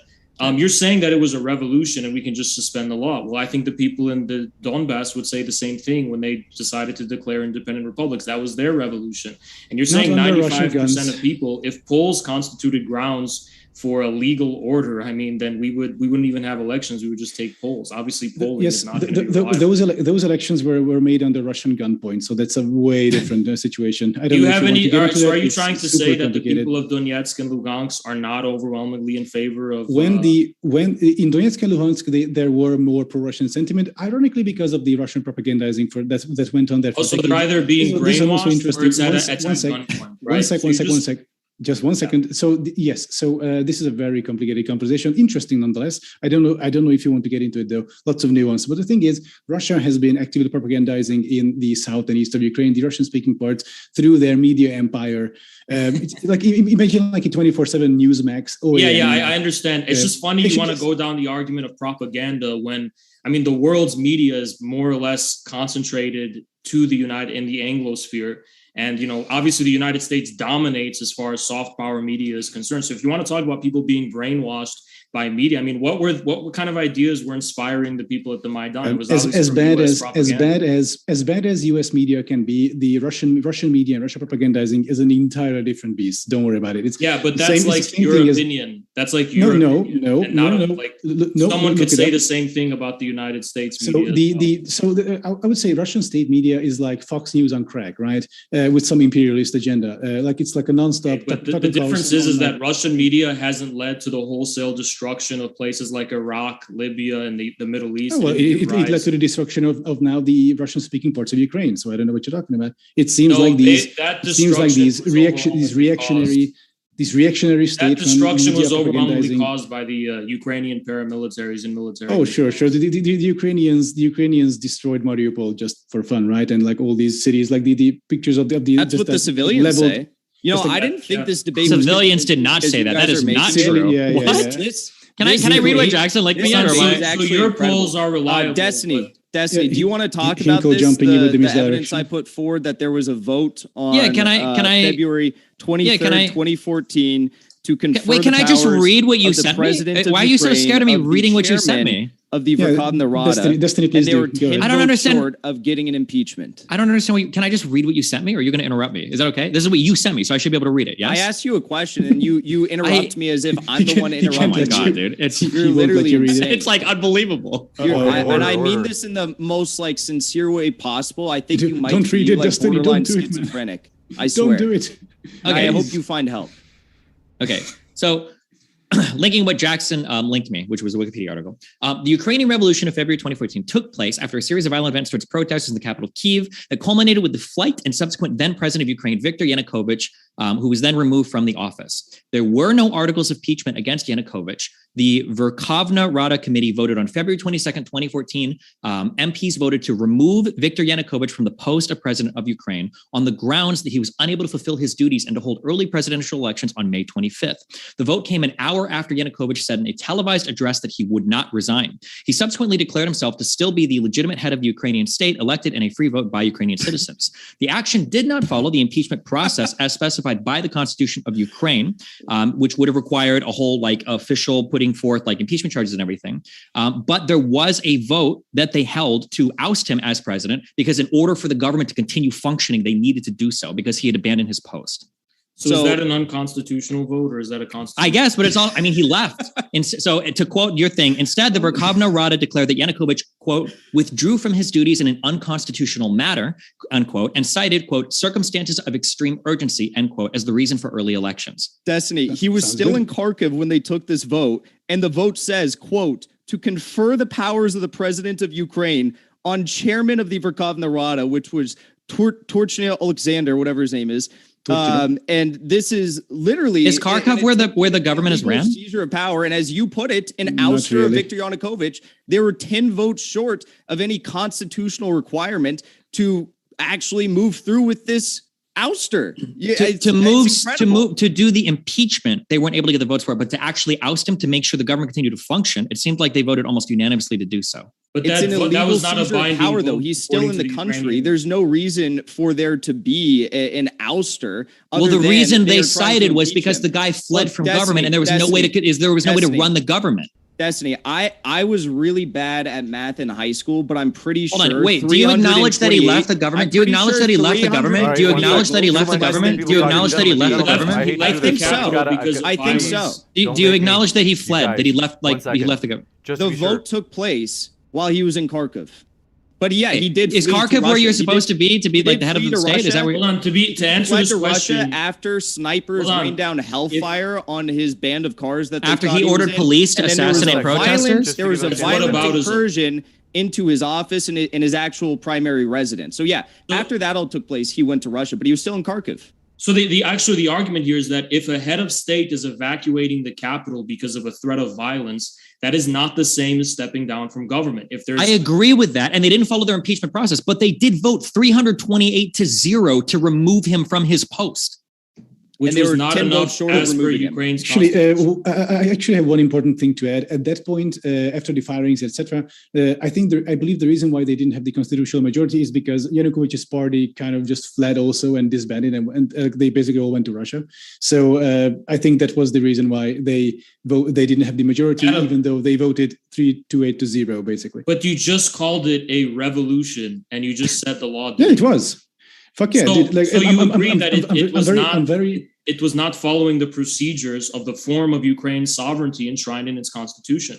It was following it. It was still a revolution. Those things are not exclusive. They definitely are incompatible. If it's going to be a revolution, then you're going to overthrow the prior form of the legal order and the sovereign order. So they did, as per their constitutional requirement, it was not enough for an impeachment. The legal order wasn't really overthrown. Like the same legal system. So was the constitutional requirement met, or was it not met? It seems like the constitutional requirement for impeachment wasn't met, but the reasons why were extraordinary. It seemed like they didn't want to go through the process. But the Ukraine's legal order does not allow. Can we actually use our brains a little bit, or is it really going to be this retarded? I would love to use if we look at this coup, after the president, sorry, but people the violence. Can I just do my 30 seconds and then they can respond? So after he fled, they didn't go through formal impeachment charges because the country was literally in fucking chaos. They didn't want to run the courts and run the thing to figure out so they had a vote in their parliament to see what they should do. Did he abandon his post? When they took that vote, the Rada voted 328-0 to remove him from the government so that the government could continue to function so that the country wouldn't fall into chaos. After they voted to oust him, they held democratic elections and followed their democratic process afterwards. That seems to be what happened. Now, if you want to call that like an illegal coup or seizure of power, that's fine. You can do that, but don't pretend that he was just like kicked out of the government and they installed a new leader or whatever. That's not what happened. That's exactly what happened. You can't have democratic elections to replace a president if you have an illegal ouster of said president. Especially when you consider that the entire pretext of him leaving the capital was criminal and illegal mass violence being conducted by the people living in Kiev, who were not acting as the representatives of the entire people of Ukraine. So if that's the pretext for him leaving in the first place, of course it would not be legal according to any democratic constitution. Why did he leave the country? Because of the threats of violence he was facing. Why didn't Zelensky leave the country? Zelensky's well protected wherever he is. Zelensky is what you told me on this platform, I think a month ago, that Russia was going to control Kiev in literally 3 days. You're telling me that Zelensky is well protected with the Russian military invading his country, but you're telling me that Yanukovych was under massive threat because of some riots? Not only riots, but various sniper fire. Yanukovych did not have the Ukrainian security apparatus. He literally did. The whole Belarus or whatever police force was still protecting him. Of course. What do you mean? You understand, though, that those police forces were being sniped from the Euromaidan controlled buildings in Euromaidan Square. So they were literally killing police officers and civilians. Is there any actual evidence of sniper fire? Is that a real thing? Can you show me that? Sniper fire on police officers by protesters. Like, what do you mean is there evidence of sniper fire? You're the one who the entire time throughout this debate, you've been saying that there was sniper fire on protesters. No, what I said was that. Yes, what I said was that. Was that before? No. Okay, well, I'm glad we have video evidence. We have video evidence. So if you rewind, what you'll hear me say is that police officers fired on protesters. We've got video evidence of it. I didn't say they sniped them. Rap God, stop talking. So you've been saying throughout this entire debate that was it before or was it after the sniper fire began to rain down on the protesters? I don't know how many times you've said this. You're like a broken record. And now you're saying that there wasn't sniper fire and you want proof of sniper fire. I said that the police fire. Do you want to bet like $10 on it? If I said there was sniper fire from police on protesters, or if I just said police fired on protesters? You said sniper fire. I said police fired on protesters. You said sniper fire. Do you want to bet on it? Do you want to bet $10? Sure, I'll bet $10. Okay, we'll bet $10. You give me the clip, I'll PayPal you $10 afterwards. If I did say it, I misspoke. And what I've said a million times is that police officers fired on protesters. They absolutely did. There's video evidence looked at by third parties. You can go and watch it right now. It's undeniable. Georgian police officers that were controlled by the Euromaidan protesters. Yeah. No, they were literally the yellow, whatever, wearing police officers. You can see them in their police officer protected position. That's shooting a convincing on argument, yellow wearing police officers. But what I can tell you is that Georgian police officers have actually actually admitted to this in testimonies. You're just lying. This is I can't engage with this. If you want, you can literally Google you can Google New York Times police shooting Ukraine reconstruction, and you can literally watch videos put together by independent people that have modeled the city, looked at thousands of hours of cell phone video footage, and have put together. Like you can see directly police shooting from areas into protester areas. You can see them shooting and killing protesters. It's like. Yeah. It's like last time though the last story was that the snipers were Polish. Now they're Georgian. I'm glad they just I guess changed with the wind. But no, what we disagree with is that protesters or Azov battalion or members or whatever, or right sector members were sniping police. There were firefights, but the massive sniping of protesters happened by the police. There's video evidence. That's incorrect. In fact, there was a forensic ballistic examination conducted you by can go on the YouTube government. And watch Listen, it. Adam, wait, hold on, wait. Let him finish. Let Jackson finish. I've heard this there was a conspiracy theory before. forensic ballistic examination which showed that the bullet samples found in protesters and police alike in police databases did not match up to the assault rifles that the Berkut Kalashnikov was using. That's in addition not true. to that, we also have several former members of the Georgian military who testified that they and other groups of Maidan snipers in the Hotel Ukraina and the Music Conservatory were ordered by specific Maidan leaders and ex-Georgian leaders to fire on police and protesters, and that they witnessed the massacre. The idea that I just want to be clear on this. So you're telling me that you don't believe police officers ever fired and killed at protesters? Now you're giving me an absolute statement. Maybe, I don't know. But what I do know is that the deaths that we saw in the Euromaidan Square on that bloody day, where there was several dozen people were killed by snipers at the control of the Euromaidan protesters and organizers.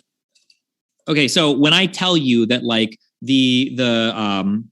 what is it? The Beirut. There's a name. Okay. Also, we're just going to move past the ballistic evidence and act like that didn't happen. Cool. Got it. I don't know if you want to show me ballistic evidence. You feel free to link me that as well. Okay. But the idea, if we're going to bring Olga Bulga up in this debate, I don't know. I think ballistic evidence is kind of important. I don't know. Maybe, depends on maybe who. I'm silly. Oh, the Berkut. Those police officers. Yeah, they were ordered by Yanukovych to fire on protesters, and they did. We have video evidence. Why did the bullets not match up with their assault rifles?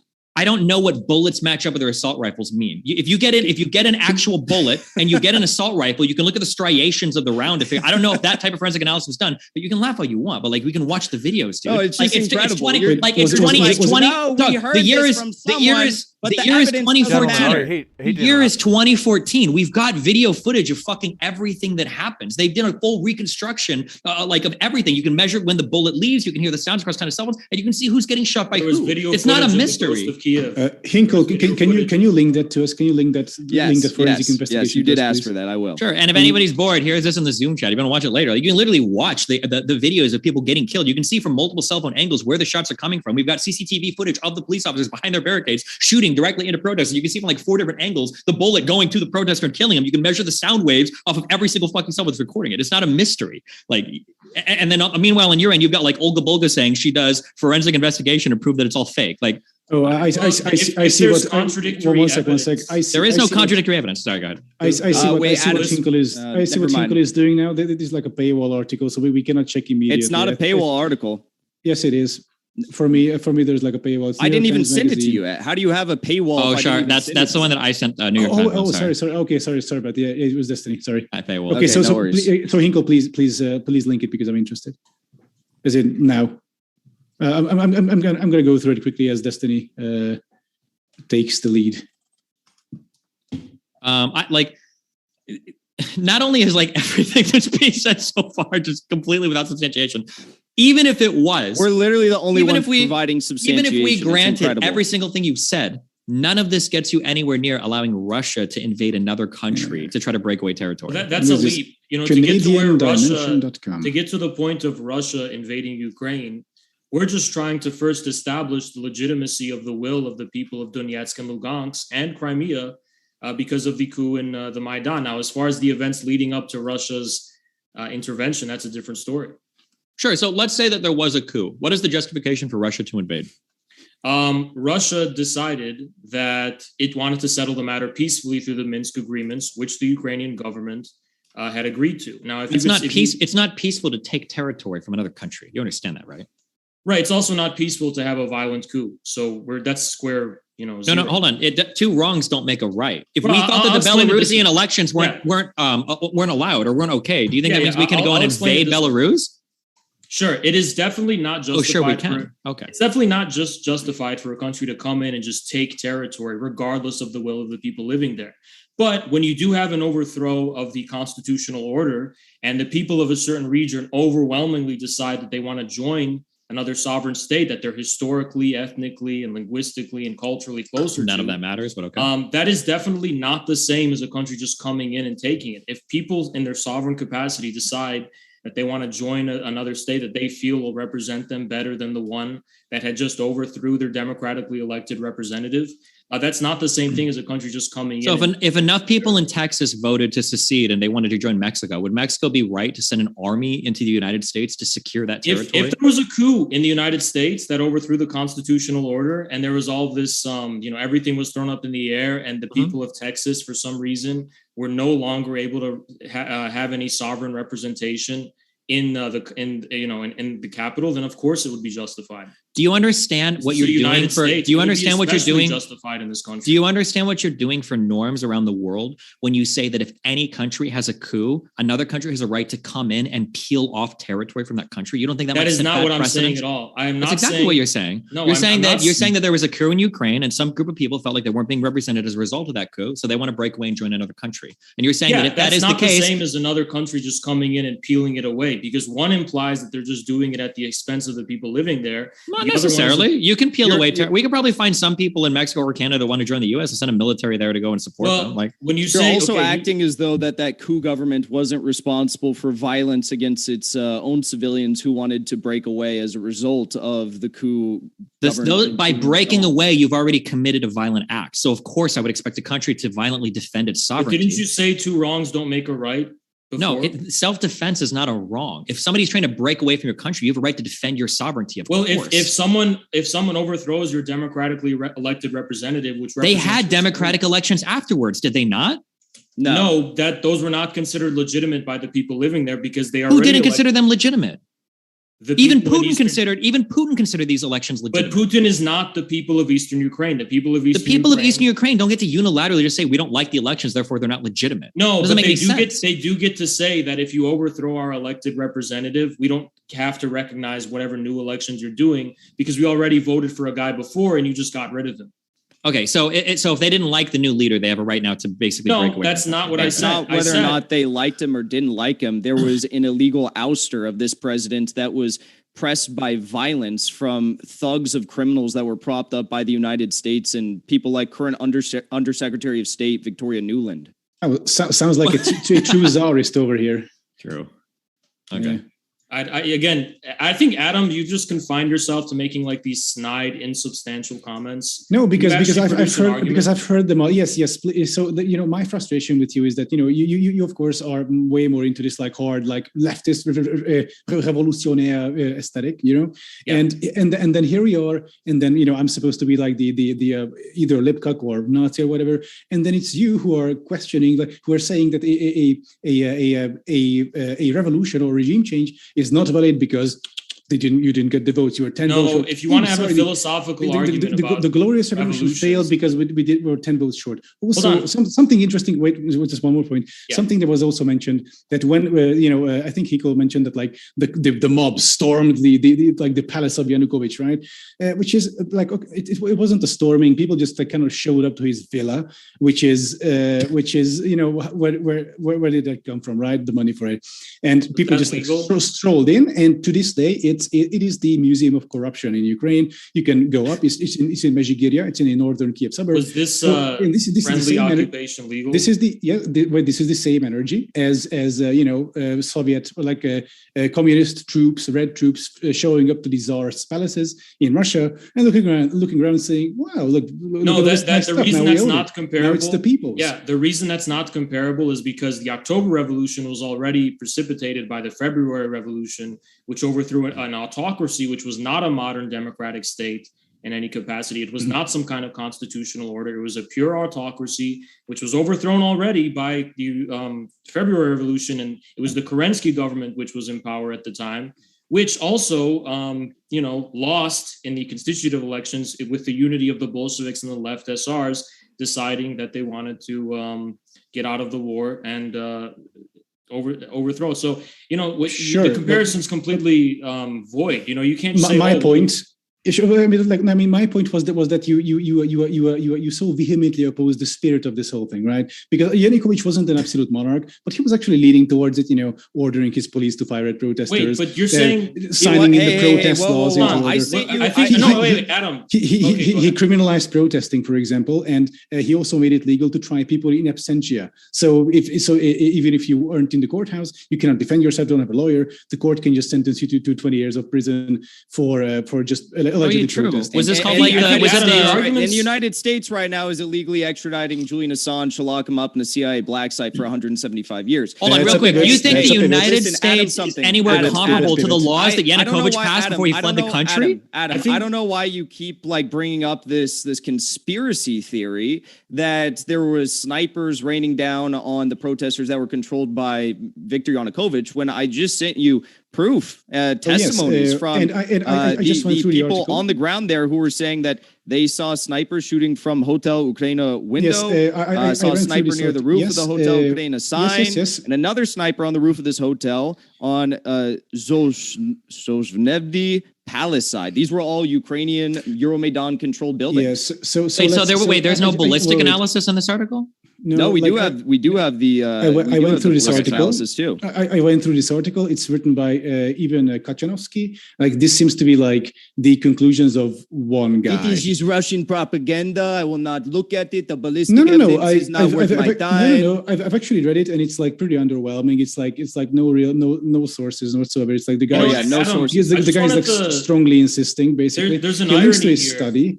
There's an irony here because you said something earlier. You said something about how if I'm a revolutionary, why do I think a constitutional order is important? Yeah, why are you such a bootlicker? I want to actually talk about that because your argument actually reminds me of a literal argument Mussolini and Hitler made when they were reproached by the communists about suspending the legal constitutional order of their respective countries.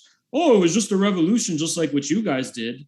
And this evinces the fact that it seems like these ultra liberals like yourselves and outright fascists and Nazis have the same line of thinking that I am more pro-revolution than you are. Actually, you can just suspend the constitutional order of a country at the expense of the actual people living there.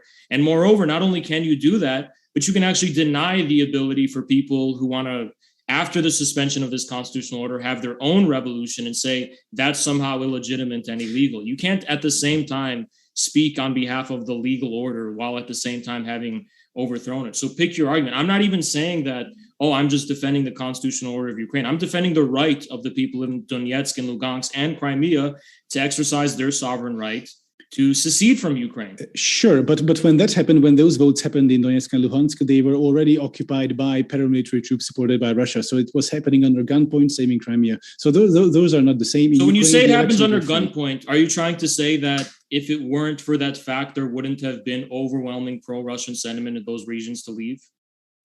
Problem. It was more. It was what does more gunpoint mean? That's extremely gunpoint. In gunpoint, yes. In gunpoint means in Crimea, government buildings were taken over by the polite green men. That was Russian Spetsnaz, and based on. Were there demonstrations in front of those government buildings by ordinary Crimeans who actually were expressing protest against the coup? No, because the streets are full of Russian special forces with guns. And so those were all Russian special forces who were gathering in front of the Capitol building in Crimea. Is that what you're trying to allege? But the little green men with the advanced Russian weaponry and the green suits and no insignia. What about the mobs of civilian protesters who were protesting the ousting of Yanukovych in Crimea? Were those little green men? Who?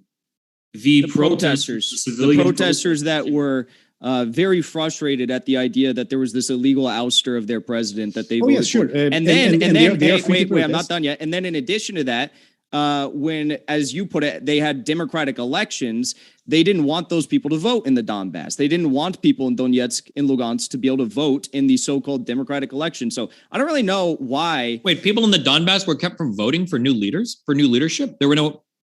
certain portions, yes. Actually, Wait, oligarchical governors were appointed by the Ukrainian government to, in this feudal way, rule over the people of the Donbass. Even Wait, of course, what? like I've never heard this line before. No. Like, I mean, Never heard of, this actually a more of a Russian thing to have regions be ruled by strongmen. This is actually but the something Donetsk and Lugansk People's Republics overthrew people like Kolomoisky and other oligarchical families that had directly controlled the government. Kolomoisky was in Dnipro, in Dnipropetrovsk Oblast. The east was firmly Yanukovych area. So he was overthrown by the Donetsk and Lugansk People's Republic. They overthrew and unseated these oligarchical families. Yanukovych, there in the east, Yanukovych was the bigwig in town, right? It was his base. Yeah, but he was appointed after the Maidan to serve as governor, to be clear. He was only dismissed in 2016 by Poroshenko. Mm-hmm. So that was years after Viktor the Maidan. Yanukovych. Was Viktor Yanukovych still what did we say, governor of Donetsk and Luhansk Oblast? God, you stutter so much. No, he was not. No. Yanukovych was not. Hey, do you guys deny that the Ukrainians were planning a full-scale invasion? Why do we jump from like one conspiracy to the next? We like can't solve any point. Like, well, we put up all this evidence and we give you guys all these sources, and then you say, "Well, I don't believe these sources because they are Russian propaganda." Evidence for wait, hold on. I'm just curious. What is next thing that you're probably going to deny, even though we'll give you evidence? Wait, can you? Okay, this is what happens when somebody is scared because they know they don't have a good point, so they just have to pivot from one point to the next to the next. I let you talk for so long before we go into the Q&A, so I do want to make sure that people are able to hear what you guys are saying. Mm-hmm. Yeah. So at this point, like Hinkle is kind of out of arguments, and he's trying. Yeah, I'm good to go like right to the Q&A. Yeah, me too. I mean, I think we can. No. I would like to address one last thing. Do you deny that the Ukrainian top brass military personnel were planning a full-scale invasion into the Donbass in March of 2022? I don't know how you can invade your own sovereign territory. That is March of 2022, as in like a month, like weeks after the Russian invasion began. No, prior to the Russian invasion that was February. Launched, there was documents that were being prepared by top military brass that they were going to launch an invasion into the Donbass, a full-scale invasion. So let me get this straight. Ukraine. So Russia masses all these 150,000 troops on the border, right on the other side of the 100,000 plus that Ukraine had amassed. Yes, in their own country.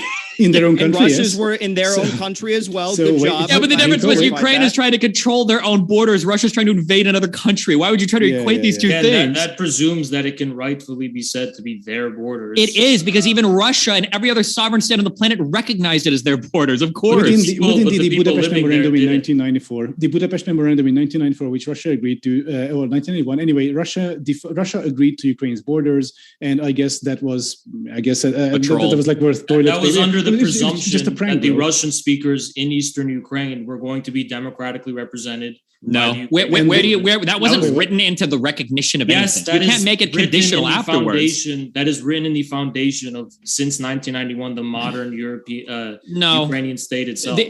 Show me where it's written that we can invade your country if we feel like you're not representing. No, that's not what's written. Exactly. So don't even try to pretend. Okay. Ukrainian state's founding was premised on the idea that everyone was going to be given democratic representation, including the people in the East who spoke Russian and also the people who were ethnically Russian. I mean, this deal was necessary for a stable transition into the post-Soviet era. No, it wasn't necessary for any stable transition. Do you think the USSR had a call in whether or not the Republic broke off from the USSR? The USSR fell apart. They had no control over it. But on a multilateral level, no, you're just making up words now. Countries like Russia, Belarus, and others, and also the Western partners who we're dealing with, all did have to negotiate the terms under which this was going to be happening. And then finally, it would have been unthinkable at the time for the stability of the region. I mean, it was already unstable. You had places like Abkhazia and Ossetia and Transnistria with these disputed territories and populations. I mean, so it was unstable. These aren't disputed. These are broken off by Russia. Yeah. No, they were not broken off by Russia. Transnistria and Moldova, Georgia. Yeah, of course. Not by Russia, but by the people living there. Was that the brigade that they were planning to launch this formal invasion into the Donbass with was trained by U.S. and British instructors in Lviv or Lviv in accordance We're with not NATO denying, training it's programs. their territory. So it was literally Yes, they had begun supplying increased amounts of military artillery to Ukraine. Then they were planning this full-scale invasion with NATO-trained Ukrainian brigades, and they were going to slaughter even more civilians in the Donbass, which is another reason for Russia launching this protective mission, Operation Invasion, whatever you call it, to stop this from happening, the continued slaughtering that is taking place for the past 8 years against the people of the Donbass. And a blood and soil genocide is more like it. But I'm going to quote Sergei Lavrov. You're literally a Nazi supporter. You literally are a Nazi supporter. Your arguments are null and void. You post memes about Stefan Bandera. Fine. Kind of incredible that you would show your face. If I were you, I wouldn't show my face online. So that my voice can also be included. I'm going to close with a quote from Sergei Lavrov. We do within our borders what we want. We move our military. We do military maneuvers the way we choose, and no other country has any say in the matter. Sergei Lavrov. I think it applies to Ukraine as well. Republics are disputed territory, and Ukraine signed the Minsk Agreement. Disputed by whom? By the people living there and the Ukrainian government. That's why there was a conflict. That's why there was the Minsk agreements, which the Ukrainian government voluntarily signed, and then later claimed they had signed at gunpoint, even though France and Germany were also parties to that agreement. Anyway, legally to this day, no one really officially contests the Donetsk and Luhansk. Maybe Russia made statements to that effect, but as far as international agreements are concerned, Russia still considers that area to be Ukraine. Yeah, but if international... We can go to the Q&A if you want to, by the way, I'm done. International agreements are not the sole factor in defining what constitutes. Wait, I thought the law was super important. Now there's sovereignty at the internal level and then sovereignty at the external level. Now, it seems like external sovereignty is determined by how mad your neighbors are, I guess. Yeah. No, internal sovereignty is determined by things like this. I mean, read the basic foundations of your liberalism. Your liberal thinkers talk about the social contract and the need for an agreement to be come to between the government and the people. Unless what? I mean, Thomas Jefferson, even he said that it is right and justified for a people to overthrow their government if they're not in a constitutional way. A people to overthrow their government, not for a foreign power to come in and take over your shit when there's conflict. You yourself admitted that while Putin recognized the new government of Ukraine, it's the people in the eastern Ukraine who didn't. So it's not a foreign government who's imposing. It's foreign troops that have been on the ground since 2013 in the Donbass. That's the issue. 2013. I mean, that is your allegation. We must move into the next one. I hate to do this, guys, but just because we want to get you guys out of here by a decent time. Didymus says, by the way, folks, all of our guests are linked in the description. If you'd like to hear more about their views, you can by clicking on those links below. That includes in the podcast. We put our guest links in the description box there, too. Didymus says, Ukrainian nationalists did not get their anti-Semitism from the Nazis. They were doing pogroms during the Russian Civil War. Yeah, but the nature of the anti-Semitism as voiced by people like Bandera during the 30s was qualitatively different than whatever historical European pogroms were happening before. So that's that's like saying there was pogroms in the medieval times in Ukraine. It doesn't speak to the unique character of the anti-Semitic violence during the Holocaust. Sure, but Hitler's anti-Semitism and Nazi anti-Semitism was this weird, almost ultimate culmination of essentially hundreds of years of Christian anti-Jewish propaganda and traditional European. Well, you could also say it was actually. I'll give you the last word, Infrared, and then we got it because the question was originally for you, and then we got to go to the next one because we're crunched on time. Infra, if you wanted to say something, like I said. I was just going to say it was unique because it represented this post-Christian, pan-European, pagan idea that the Jewish people are foreigners to Europe and that they have to, and then just like the Slavs and just like other so-called subhuman races. Wasn't anti-Semitism across Europe, all over Europe past World War I? It wasn't unique to one or two countries, right? But okay. Yeah, but anyway, next question anyway. This one from Mitchell says, question for both sides. If you had the power and money to end this war, how would you do it? Supply more heavy weapons to Ukraine until they crush the Russian army to the dust, so we can restore the borders of Ukraine that Russia originally agreed to, and then we can later on we can do fun stuff like break up the Russian Empire into its constituent states, so we will not have an imperialist power wage active war in Europe in 2022 again, in the 21st century. Jackson, you want to go? You can go. Yeah, very, very simple. I mean, what Azov something just said is an effort to prolong the war.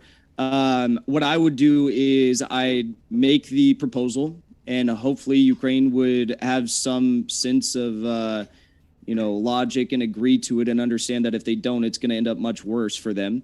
That you have to cede the regions that Russia has already established control over, including Donetsk, Lugansk, and Crimea, because Russia has the ability to continue advancing.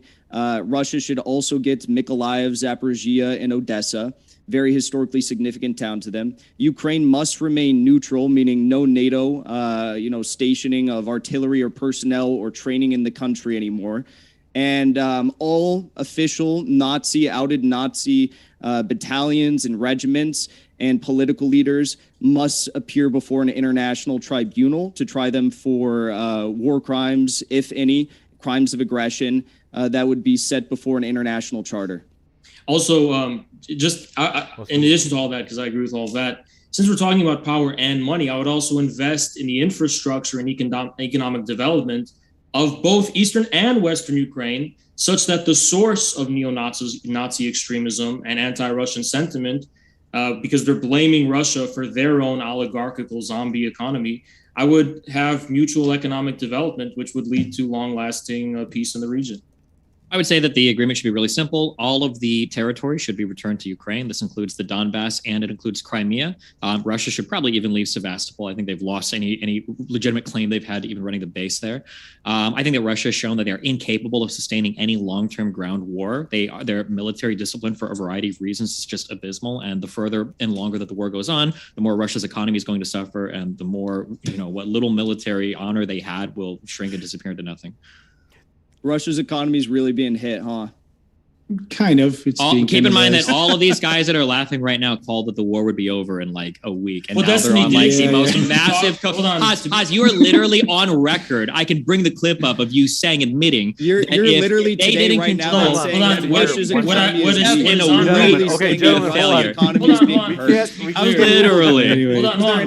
You guys, we got to move forward. But just to be clear about that, what I said was that, in my view, that things would not have gone as planned. Well, I was wrong about that. Oh, they didn't. But will you admit that you were wrong about the depreciation? I hate to do this. Will you admit that you were wrong about the ruble being totally worthless, even though not only has their currency is having extreme trouble right now, but okay. The ruble has reached historical Bloomberg highs. just announced that the ruble is the top performing currency in the world. Is that so crazy how that works, huh? Definitely true, right? Not only is the ruble the top performing not only is it the top performing currency in the world, Russia's military is one of the strongest standing armies in the world as well. The military discipline is strict. The defense that they have for their armored units is super on point. Everything is going exactly. It's incredible. This one coming incredible. Next question. We gotta go. Pedro HM, thanks very much. Says, why pro-Russian Ukrainians don't move to Russia? Why not offer asylum? It seems a simpler solution than annexing a whole country. It's $5 USD, by the way. Because that's an easy one. Because it's their homeland, where they're living, where they're settled. During the Soviet Union, that was the bread and butter of their way of life. And how did they get there, by the way? It's a mystery. It depends on who. Some were there. How did ethnic Russians get to Ukraine, by the way? That is like centuries funny historical reasons. So the real answer is Russia doesn't want those ethnic Ukrainians or the ethnic Russians from Ukraine to go back. They don't give a fuck about those people. Those people are only in Ukraine so that they can have a claim to the territory. Why would Russia want all the ethnic Russians back? Then they have less of a reason to do a civil war over there. Of course they want those people to remain over there. Destiny, I know you're triggered, but no one can hear you or understand you when you talk that fast. Do you not even know what I will say is? They've been there for centuries. What are you talking about? The reason why they should not have to flee to Russia is because that is their home, and they shouldn't have to leave it because a U.S. installed apparatus has decided that they want to harass, murder, and torture the civilians there because they don't like their leadership or their controlled leadership. Yeah, okay. Next question, I think. We're done. Mr. Monster says, it's not that I support Ukraine, it's that I support humanitarianism. Needless to say, a lot of innocent lives are being lost, though. Putin needs to stop. Bro. I mean, the most horrible thing is that like Russia went in saying that like, oh, we're about to protect the Russian-speaking Ukrainians from the little Russians from the evil Ukrainian Nazis. and essentially the overwhelming casualties of the war are Russian-speaking Ukrainians, because Russia is just going fucking scorched earth, as we've seen, like cruise missiles hit residential neighborhoods, artillery barrages, the TOS-1 thermobaric missiles hit housing areas. Massive civilian casualties in Mariupol. Currently, they're trying to cover up the civilian death toll. We see mass graves upon mass graves. Of course, just so happens that Russians are saying that the Azov did it, but like in Ukraine, I mean, it's like someone takes a shit on the street, Russia will say it was Azov. So it just so happens that YouTube censorship enforces all of these allegations. You're saying we're not even allowed to contest any of them. Fucking Susan is at it again. God damn it. Yeah. George Soros cocked you up. Would you deny that? Because it's literally your view can't even be debated because it's enforced by YouTube censorship. And yet here we are debating it right now. Yeah, no, we're not debating the various individual claims he just made about Russia's. We literally can't talk about that, or else they'll demonetize us. Yeah. Demonetize. Wow. Wow. They remove your super chat ability. They also can issue a community that is not strike, censorship. which actually happened. This one coming That's not censorship. Saying if you talk about something, they're going to remove your ability to monetize your content. They also issue that is not censorship. They also issue that is not censorship. I'm sorry. They've also issued suspensions over it as well. If you want censorship, look at what Russia is doing with its journalists. So that's if you want censorship, Russia doesn't claim to be... No, last thing. If you want censorship, look at what Zelensky has done in banning all opposition parties and locking up, imprisoning, torturing, and killing. Yeah, and look at all journalists who oppose what? Zelensky. No, look at what Zelensky has done. The SBU squads. Look at what the SBU death squads. Look at the long list Although, of names. Considering that you're a big fan of Bandera, I can't imagine that you have a problem in the world with the SBU death squads. And what about people like Jan Taxier? Is it like the FEMA death camps or something? Like, is this some kind of like far-right conspiracy theory that you guys are like pushing? You're the only conspiracy theorist here. Oh, of course. Anyway, next question. Got it. Coming in.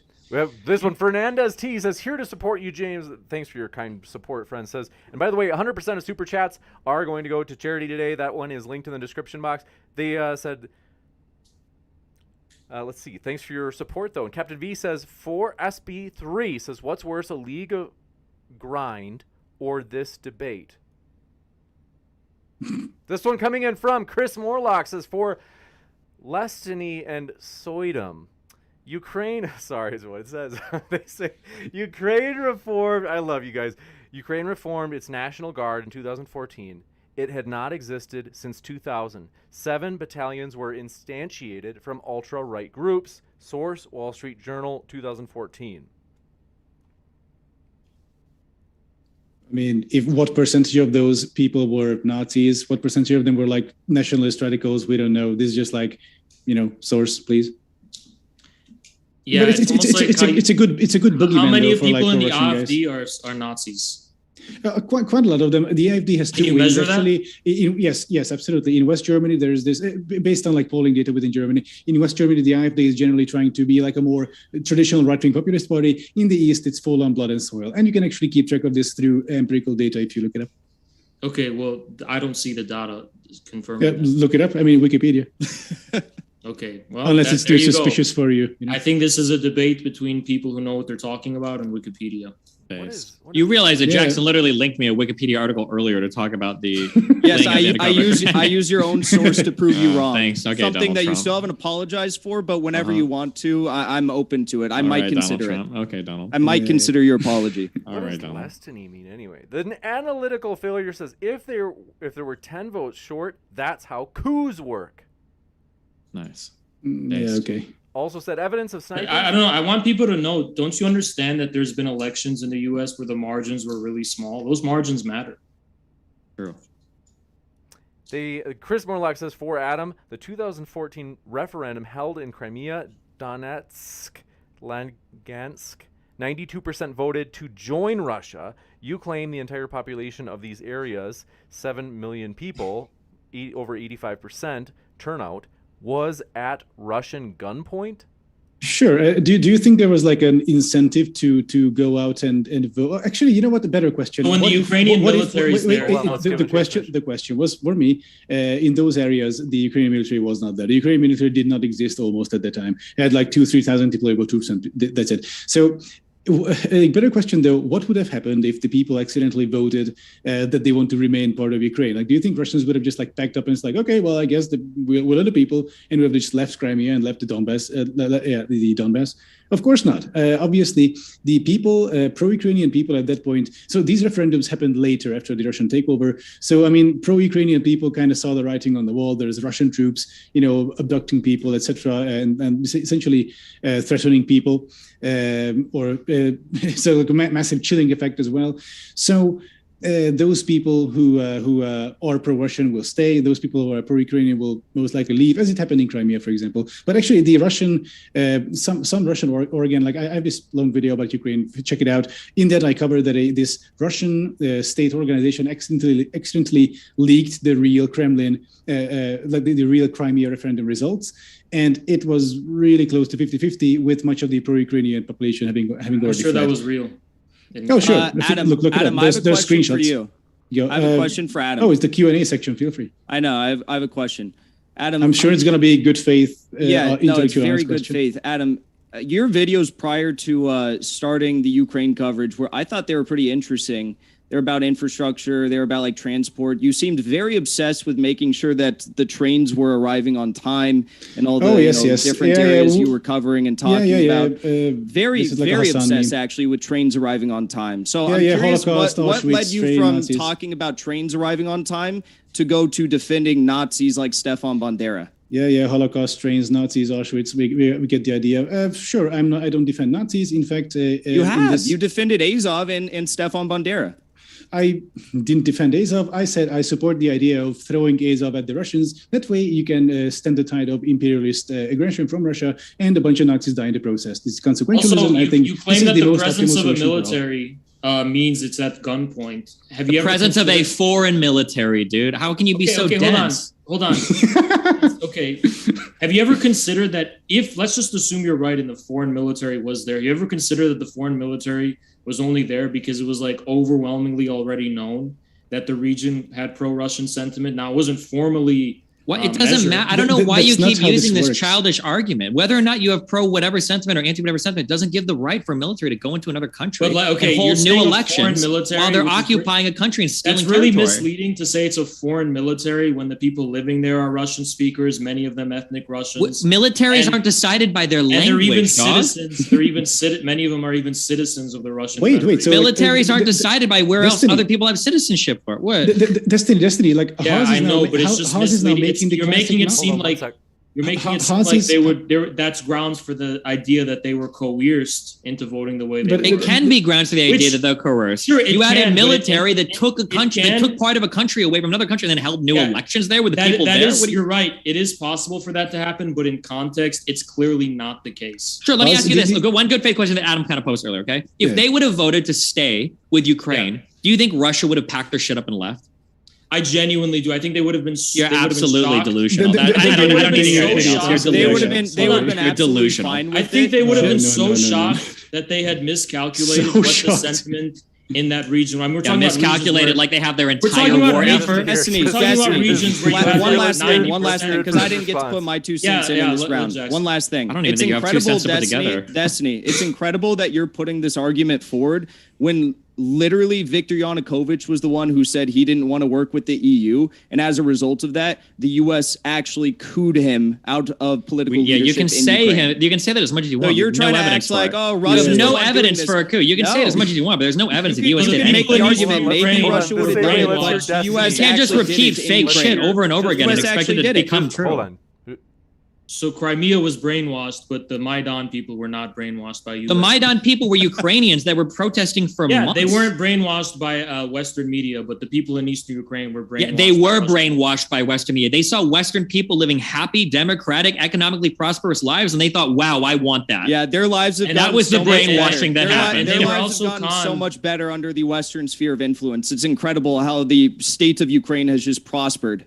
Oh, no. When the Actually- Russian oligarchs were running fucking everything in Ukraine, they were doing way better then. True. Absolutely but the true. thing is Absolutely. that- It's not like Ukraine was one of the most corrupt countries in the fucking world leading up to And the you know what? 2014 literally the Euromaidan. Western model of liberal democracy that gives rise to oligarchy historically in that region. There we go. Now we're getting to the real Russian argument. These would actually be interesting debate if you guys weren't so fucking like slimy. If you want to have the real conversation of like the collapse of like Western liberalism and Russia seeing itself as like kind of instilling itself as kind of a new world, like multipolar thing in the East. That's the actual interesting conversation. The real reason why Russia is invading Ukraine. But you guys aren't honest enough to have that conversation. Privatized and the free market decided this I'd be happy to have that conversation. No, you're too decide. You won't admit that that's the actual rationale of everything happening. Hold on. That's an interesting conversation, but you're not a good faith actor to have that conversation with. I would be happy to have that conversation.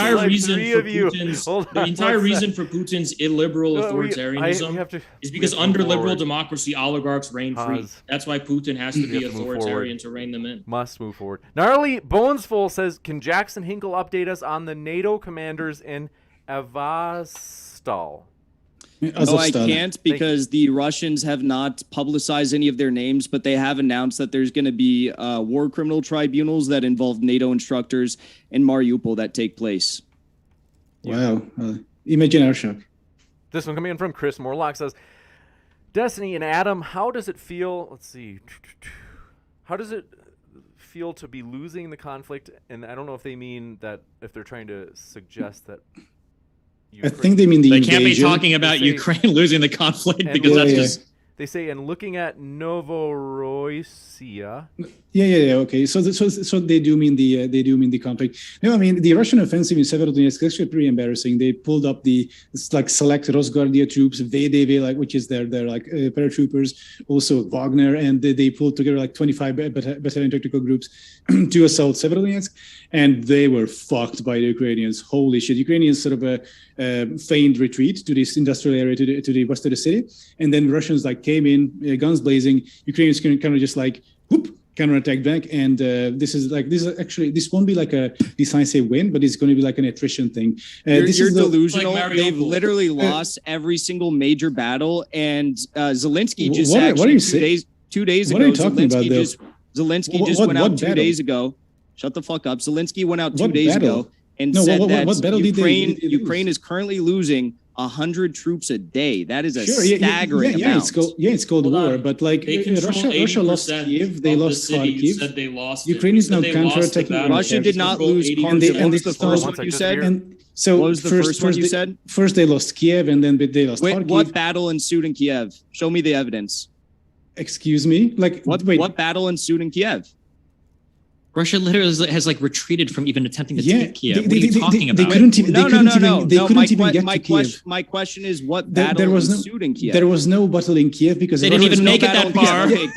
Because I'm glad we figured that out. I'm glad we figured out. They just tried to roll a couple tanks across the street and hope that Ukraine would surrender. The obvious, Adam. Something there was no battle. Russia. That's great. Honest question though. Wait, Jackson. Honest question. Who do you think you're convincing with this? There was no battle. You just said there was no battle in Kiev. You just admitted it. Sure, yeah, because Russians couldn't reach that far because Ukrainians stopped them, and then the Russians had to retreat. If there was, Adam, if there was no battle in Kiev and Russia, they surrounded Mariupol with a 4-to-1 troop ratio, and in Kiev at best they had a 1 to 1.5 ratio of troops, meaning they had no intentions to actually invade the city. Do you think that potentially they were staging troops in Busha to try and offset Ukrainian troops in Kiev and make sure that they had to stay hunkered down there so they couldn't fight in the This is the biggest fucking cope I've ever heard in my life. Oh my god, dude. That's called a feint strategy. Have you never heard of it? It's consistent with the originally announced goals. They've never announced. And in fact, Adam, last thing here, because this is important to what you said. You are literally arguing that in Severodonetsk right now, that the Ukrainians are operating a feint strategy, but you act like the Russians couldn't have potentially argued or carried out a feint strategy in Kiev, which is what they did. It's the best feint ever, dude. Lose thousands of troops. You lose everywhere on the ground, and then got him, dude. Got him. They unaccompanied armor getting destroyed by dudes with fucking rocket launchers on their shoulders. No infantry accompanying literally any of their troops anywhere. Ukraine beats it. I think Reddit combat footage. You can literally watch the videos. In what world are you losing tanks to one dude stepping out of a fucking garage with a fucking rocket launcher? Are you serious? If they didn't fight in Kiev, and they were feinting to keep troops stationed in Kiev. And that's what they've continued to do through a troop presence in Belarus. What do you think that they would otherwise be doing there? So yes, because the troops around Kiev are troops that are territorials mostly who would have stayed there anyway, and Russia knew this. So this was the whole thing. The mobile part of the Ukrainian army, which can be sort of can be sent east, like those were already sent east. The people who were around Kiev, most of them were territorials. So even if it was a feint, most of the troops would have stayed there anyway. So it was pointless, and it's even more ridiculous. But of course, it wasn't a thing. Which is why the Russians left, and they still maintain the presence around Belarus. They left after a month of being there because they realized they didn't have to be there. It's also consistent with Russia's original stated intentions. This one coming in Russia from never stated an intention to take Kiev. Yajalma says, love watching, let's see. Love watching people like Destiny defending... They say next time he claims someone is, quote, dog whistling about a Nazi conspiracy theory, just remind him he supported genocidal Nazis against Slavic people. Who? Are you talking about NATO shit in Yugoslavia? I don't even know what that's a reference to, but okay. This one coming in from Virgin CIA Rad Lib. Question for Destiny.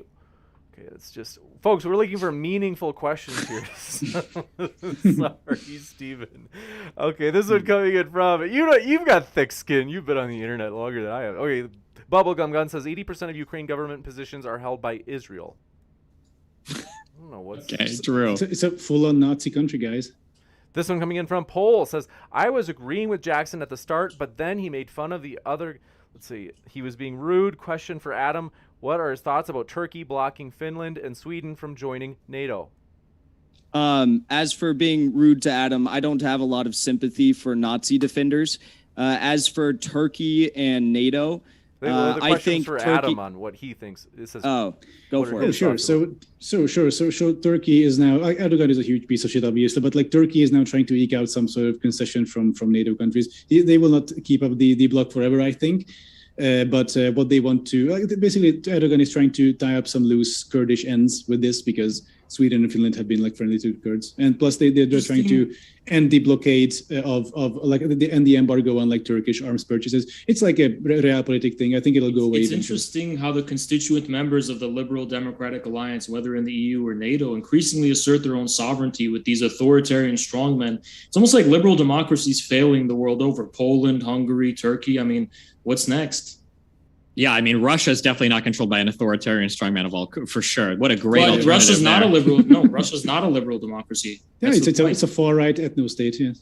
It's not an ethno-state. It's the opposite of an ethno-state. You're literally making ethnic arguments for Russia to invade other countries. If that's not an ethno-state, what the fuck is? It's not because literally ethnic arguments. They're ethnic Russians, so they should be able to invade.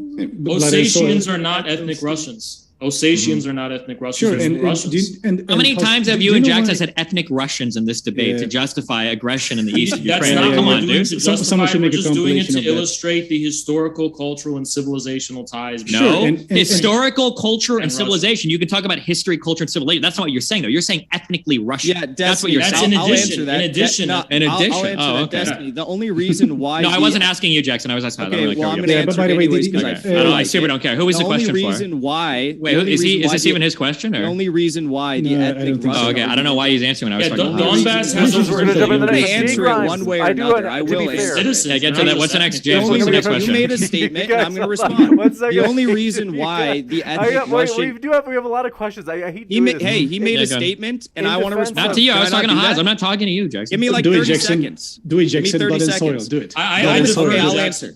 The only reason why the ethnic Russian argument is important is because Ukraine is led by a group of anti-ethnic Russian sycophants that want to kill them all and rid them from Ukraine. It's not important to Russia. It's important to the Ukrainian fascists that want to get them out of their country, admittedly. The fascists who have 1 seat out of 450. Got it. The fascist that was the chair of the Verkhovna Rada, yes, Andrei Parubi. This one, who is now out of power, by the way, for like years. Jay Grimes says next the documentation of the extent of Nazi integration into the Ukraine National Guard includes extensive documentation by WAPO, Vice, and even CNN. Russian propaganda, I presume.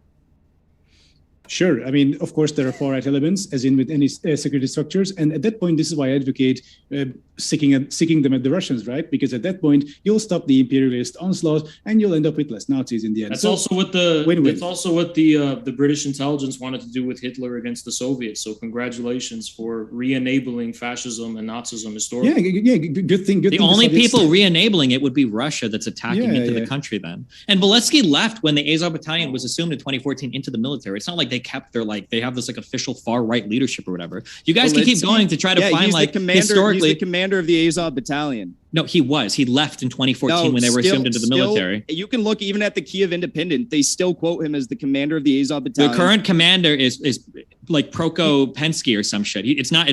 Beletsky left when they were assumed into the military. He literally was in Mariupol.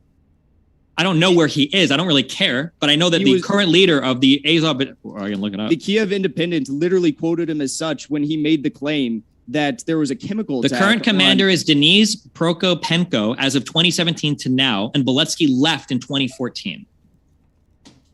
I can quote your own Wikipedia since you like that as a source so much. Here you go. You can read the side for everybody. There you go. What's the next question?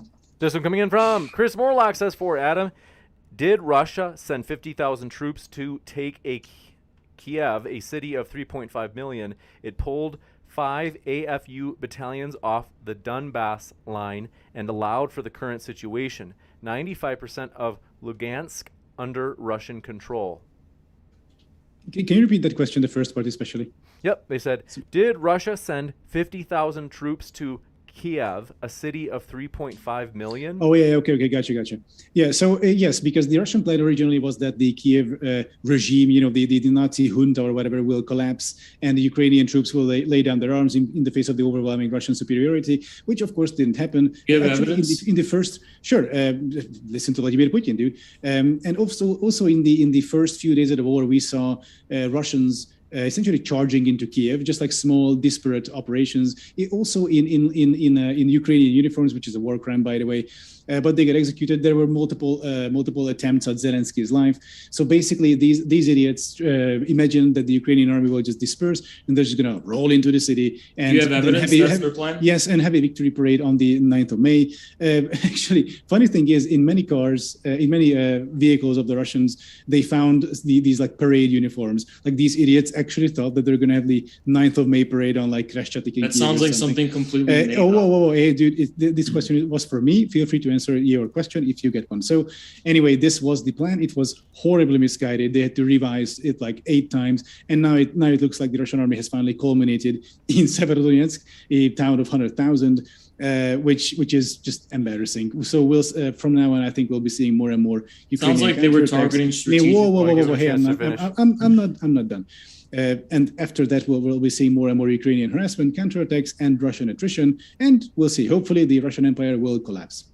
This one. I'm just curious for Jackson and Haas to give you guys a chance to talk. Can you explain what was the Russian strategy behind sending like so many like unaccompanied APCs and unaccompanied tanks to just get like solo destroyed by people with rocket launchers? What was the strategy there? For the military? Plus the 30-mile truck convoy. Don't forget that. Yeah, can you explain what the military strategy was? I'll first say, Destiny, you are right about Beletsky no longer being commander, but I incorrectly quoted the Kiev Independent, who on April 11th said that he was Azov's leader, and they've been known to lie throughout this war, so I incorrectly quoted them.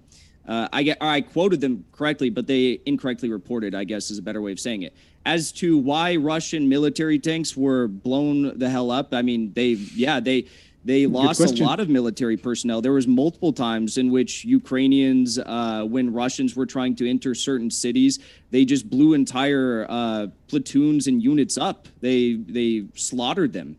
But overall, the military strategy of Russia has been a flow of water approach, where they go where they can go, and if they get stopped by Ukrainians, they don't continue pushing through into the city. That's not how war works. Hey, I let you talk. It's a special operation. Let him talk. It's a very special operation. This is very funny. Go ahead. Yeah, so there was multiple attempts where they tried to go into certain cities and they were blown up and they were slaughtered by the Ukrainians. That's a true thing. There's even instances where they went into cities. So go ahead, finish. Yeah, but the overall military strategy has proved to be effective because, again, they've controlled far more land than Ukraine has been able to protect. I mean, they've lost virtually every single battle. There's been a few small battles in which Ukraine has won, but the overall large battles, such as in Mariupol, such as in Popasnia, they've lost all these major battles thus far. They've lost Severodonetsk almost entirely. According to Ukrainian officials, they've lost 80% of it. They've already started taking small villages outside Lysychansk, where they're about to encircle 16,000 Ukrainian troops. So, yeah, they can I ask you a question? Their strategy has been very effective. Sure. So when you say effective, routed. So Russia has said that they have lost, what is this, almost 24,000 people? What? Show me the evidence. What is your data for that? Okay, hold on, let me check. I'm trying to look up the casualties of the Russia-Ukraine war. Just to be clear, these are usually the estimations it's reported that open source intelligence. Oftentimes it's reported that Russia's retreating because of this huge counterattack. Russian soldiers have even pulled back, and tanks. They've even pulled back even at the slightest whiff of the most minimal resistance. Damn, well, that doesn't even kill anyone. Second strongest army. And the reason they do that isn't because they're scared of these people and that they're going to lose to them, because they're trying to minimize casualties. So they'll pull back. Oh, sure. And usually encircle the place for a more long-term strategy. I mean, they could have stormed Azovstal, and they didn't. So how come they didn't circle Kiev? Because it wasn't their strategy to take Kiev at that time. I thought encirclement was anyway. So the real reason for anyone interested is attrition. So if you pull in like guns blazing, no combined arms, just send in the heavy columns, Ukrainians will blow the fuck up with mobile infantry. It's because they want to minimize casualties. Yeah, because even when Ukrainians have not Mariupol is a fucking ruin. Anyway, so.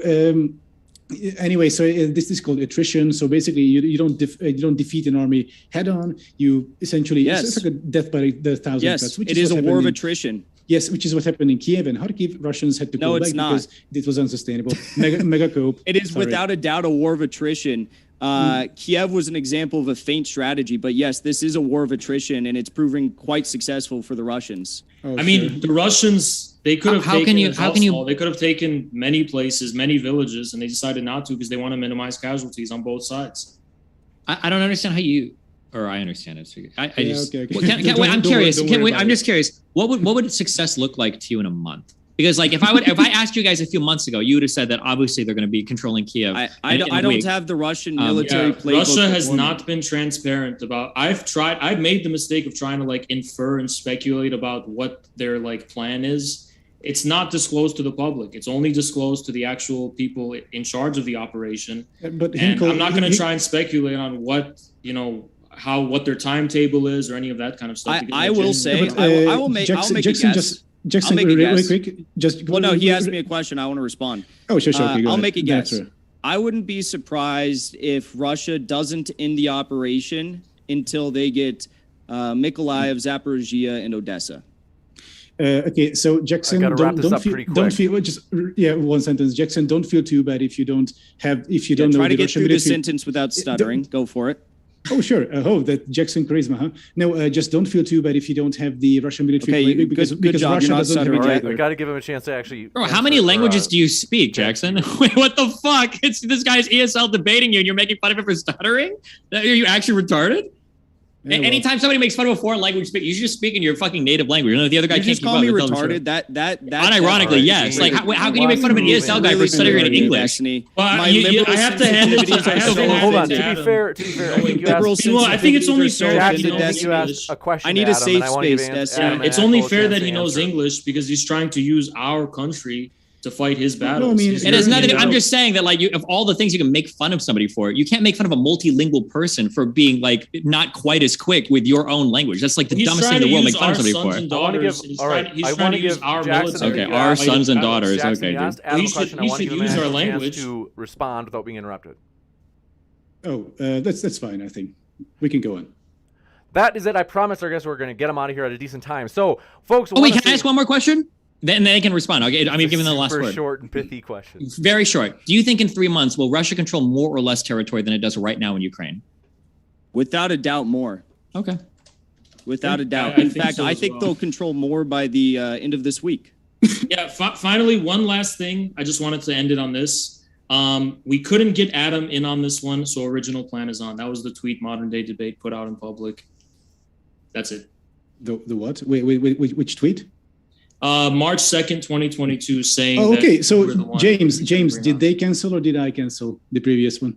Hold on, I've got it right here. Since you guys, let's You see. tweeted it on Twitter. So This is what I who- said because someone happened to like it during the debate. I said, to clarify, tomorrow's event with Omni Liberals friend Infrahaz and Jackson Hinkle is still on.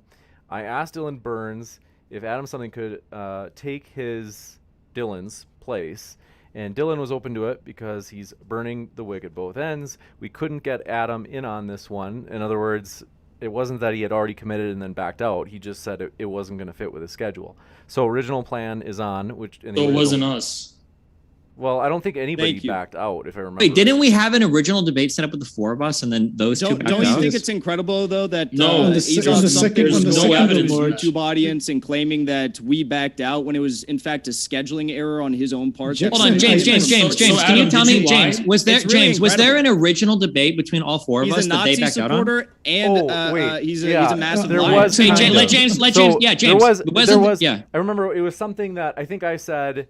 I came to Jackson. Second of March. I came Second to of March Jackson email. and Haas, you guys, and I said, could it be Destiny and Adam? And then I think this is when Infrared had a hate boner for Dylan. Infrared said, no, Dylan has to be in it. He said, Dylan can't be a co-host. I Yes. reject that debate. And Oh, okay. No, all I said yes to the debate with Adam something, no to Dylan as a. Why would Dylan co-host? He's not Exactly. debating. Okay, that's I would fine. be But getting you guys, so you had a reason, but you did back out of the first debate. That's all we We want. didn't. But then, okay. but But then modern Adam day was, debate said Adam we was couldn't ready get to Adam. debate. Adam was ready to debate, and then he Yeah. said he couldn't because of a scheduling conflict. Yeah. Well, no, that sounds like a second debate that was never agreed on. No, it How's that doesn't. a second debate if we just said we didn't want Dylan Burns to be the co-host? Yeah. Why I was would always we open to co-host? reschedule. Debate, we A just said we co-host didn't is a want host Dylan is to supposed to be be co-host. neutral. Why would we want Dylan Burns? I really to don't think co-host? anybody backed out. I want to say, folks, all of our guests are linked in the description. If you'd like to learn more about their views, we highly encourage you. We really do appreciate our guests, and I will put up that charity receipt as 100% of the super chats from tonight's debate will be going to the Domestic Action Center. And so, thank you very much for your support. That receipt for that donation will be up on the social tab on our YouTube channel within the next 48 hours. Thank you to our guests, though. It's been a true pleasure to have you guys. Thank you. It's been a good debate. With that, Oh, I'll be very back in good. just a moment with a post-credit scene letting you know about upcoming debates. With that, stick around. Thanks so much, folks. Yep. Bye-bye. Yeah. I'm not dying. Get out of here.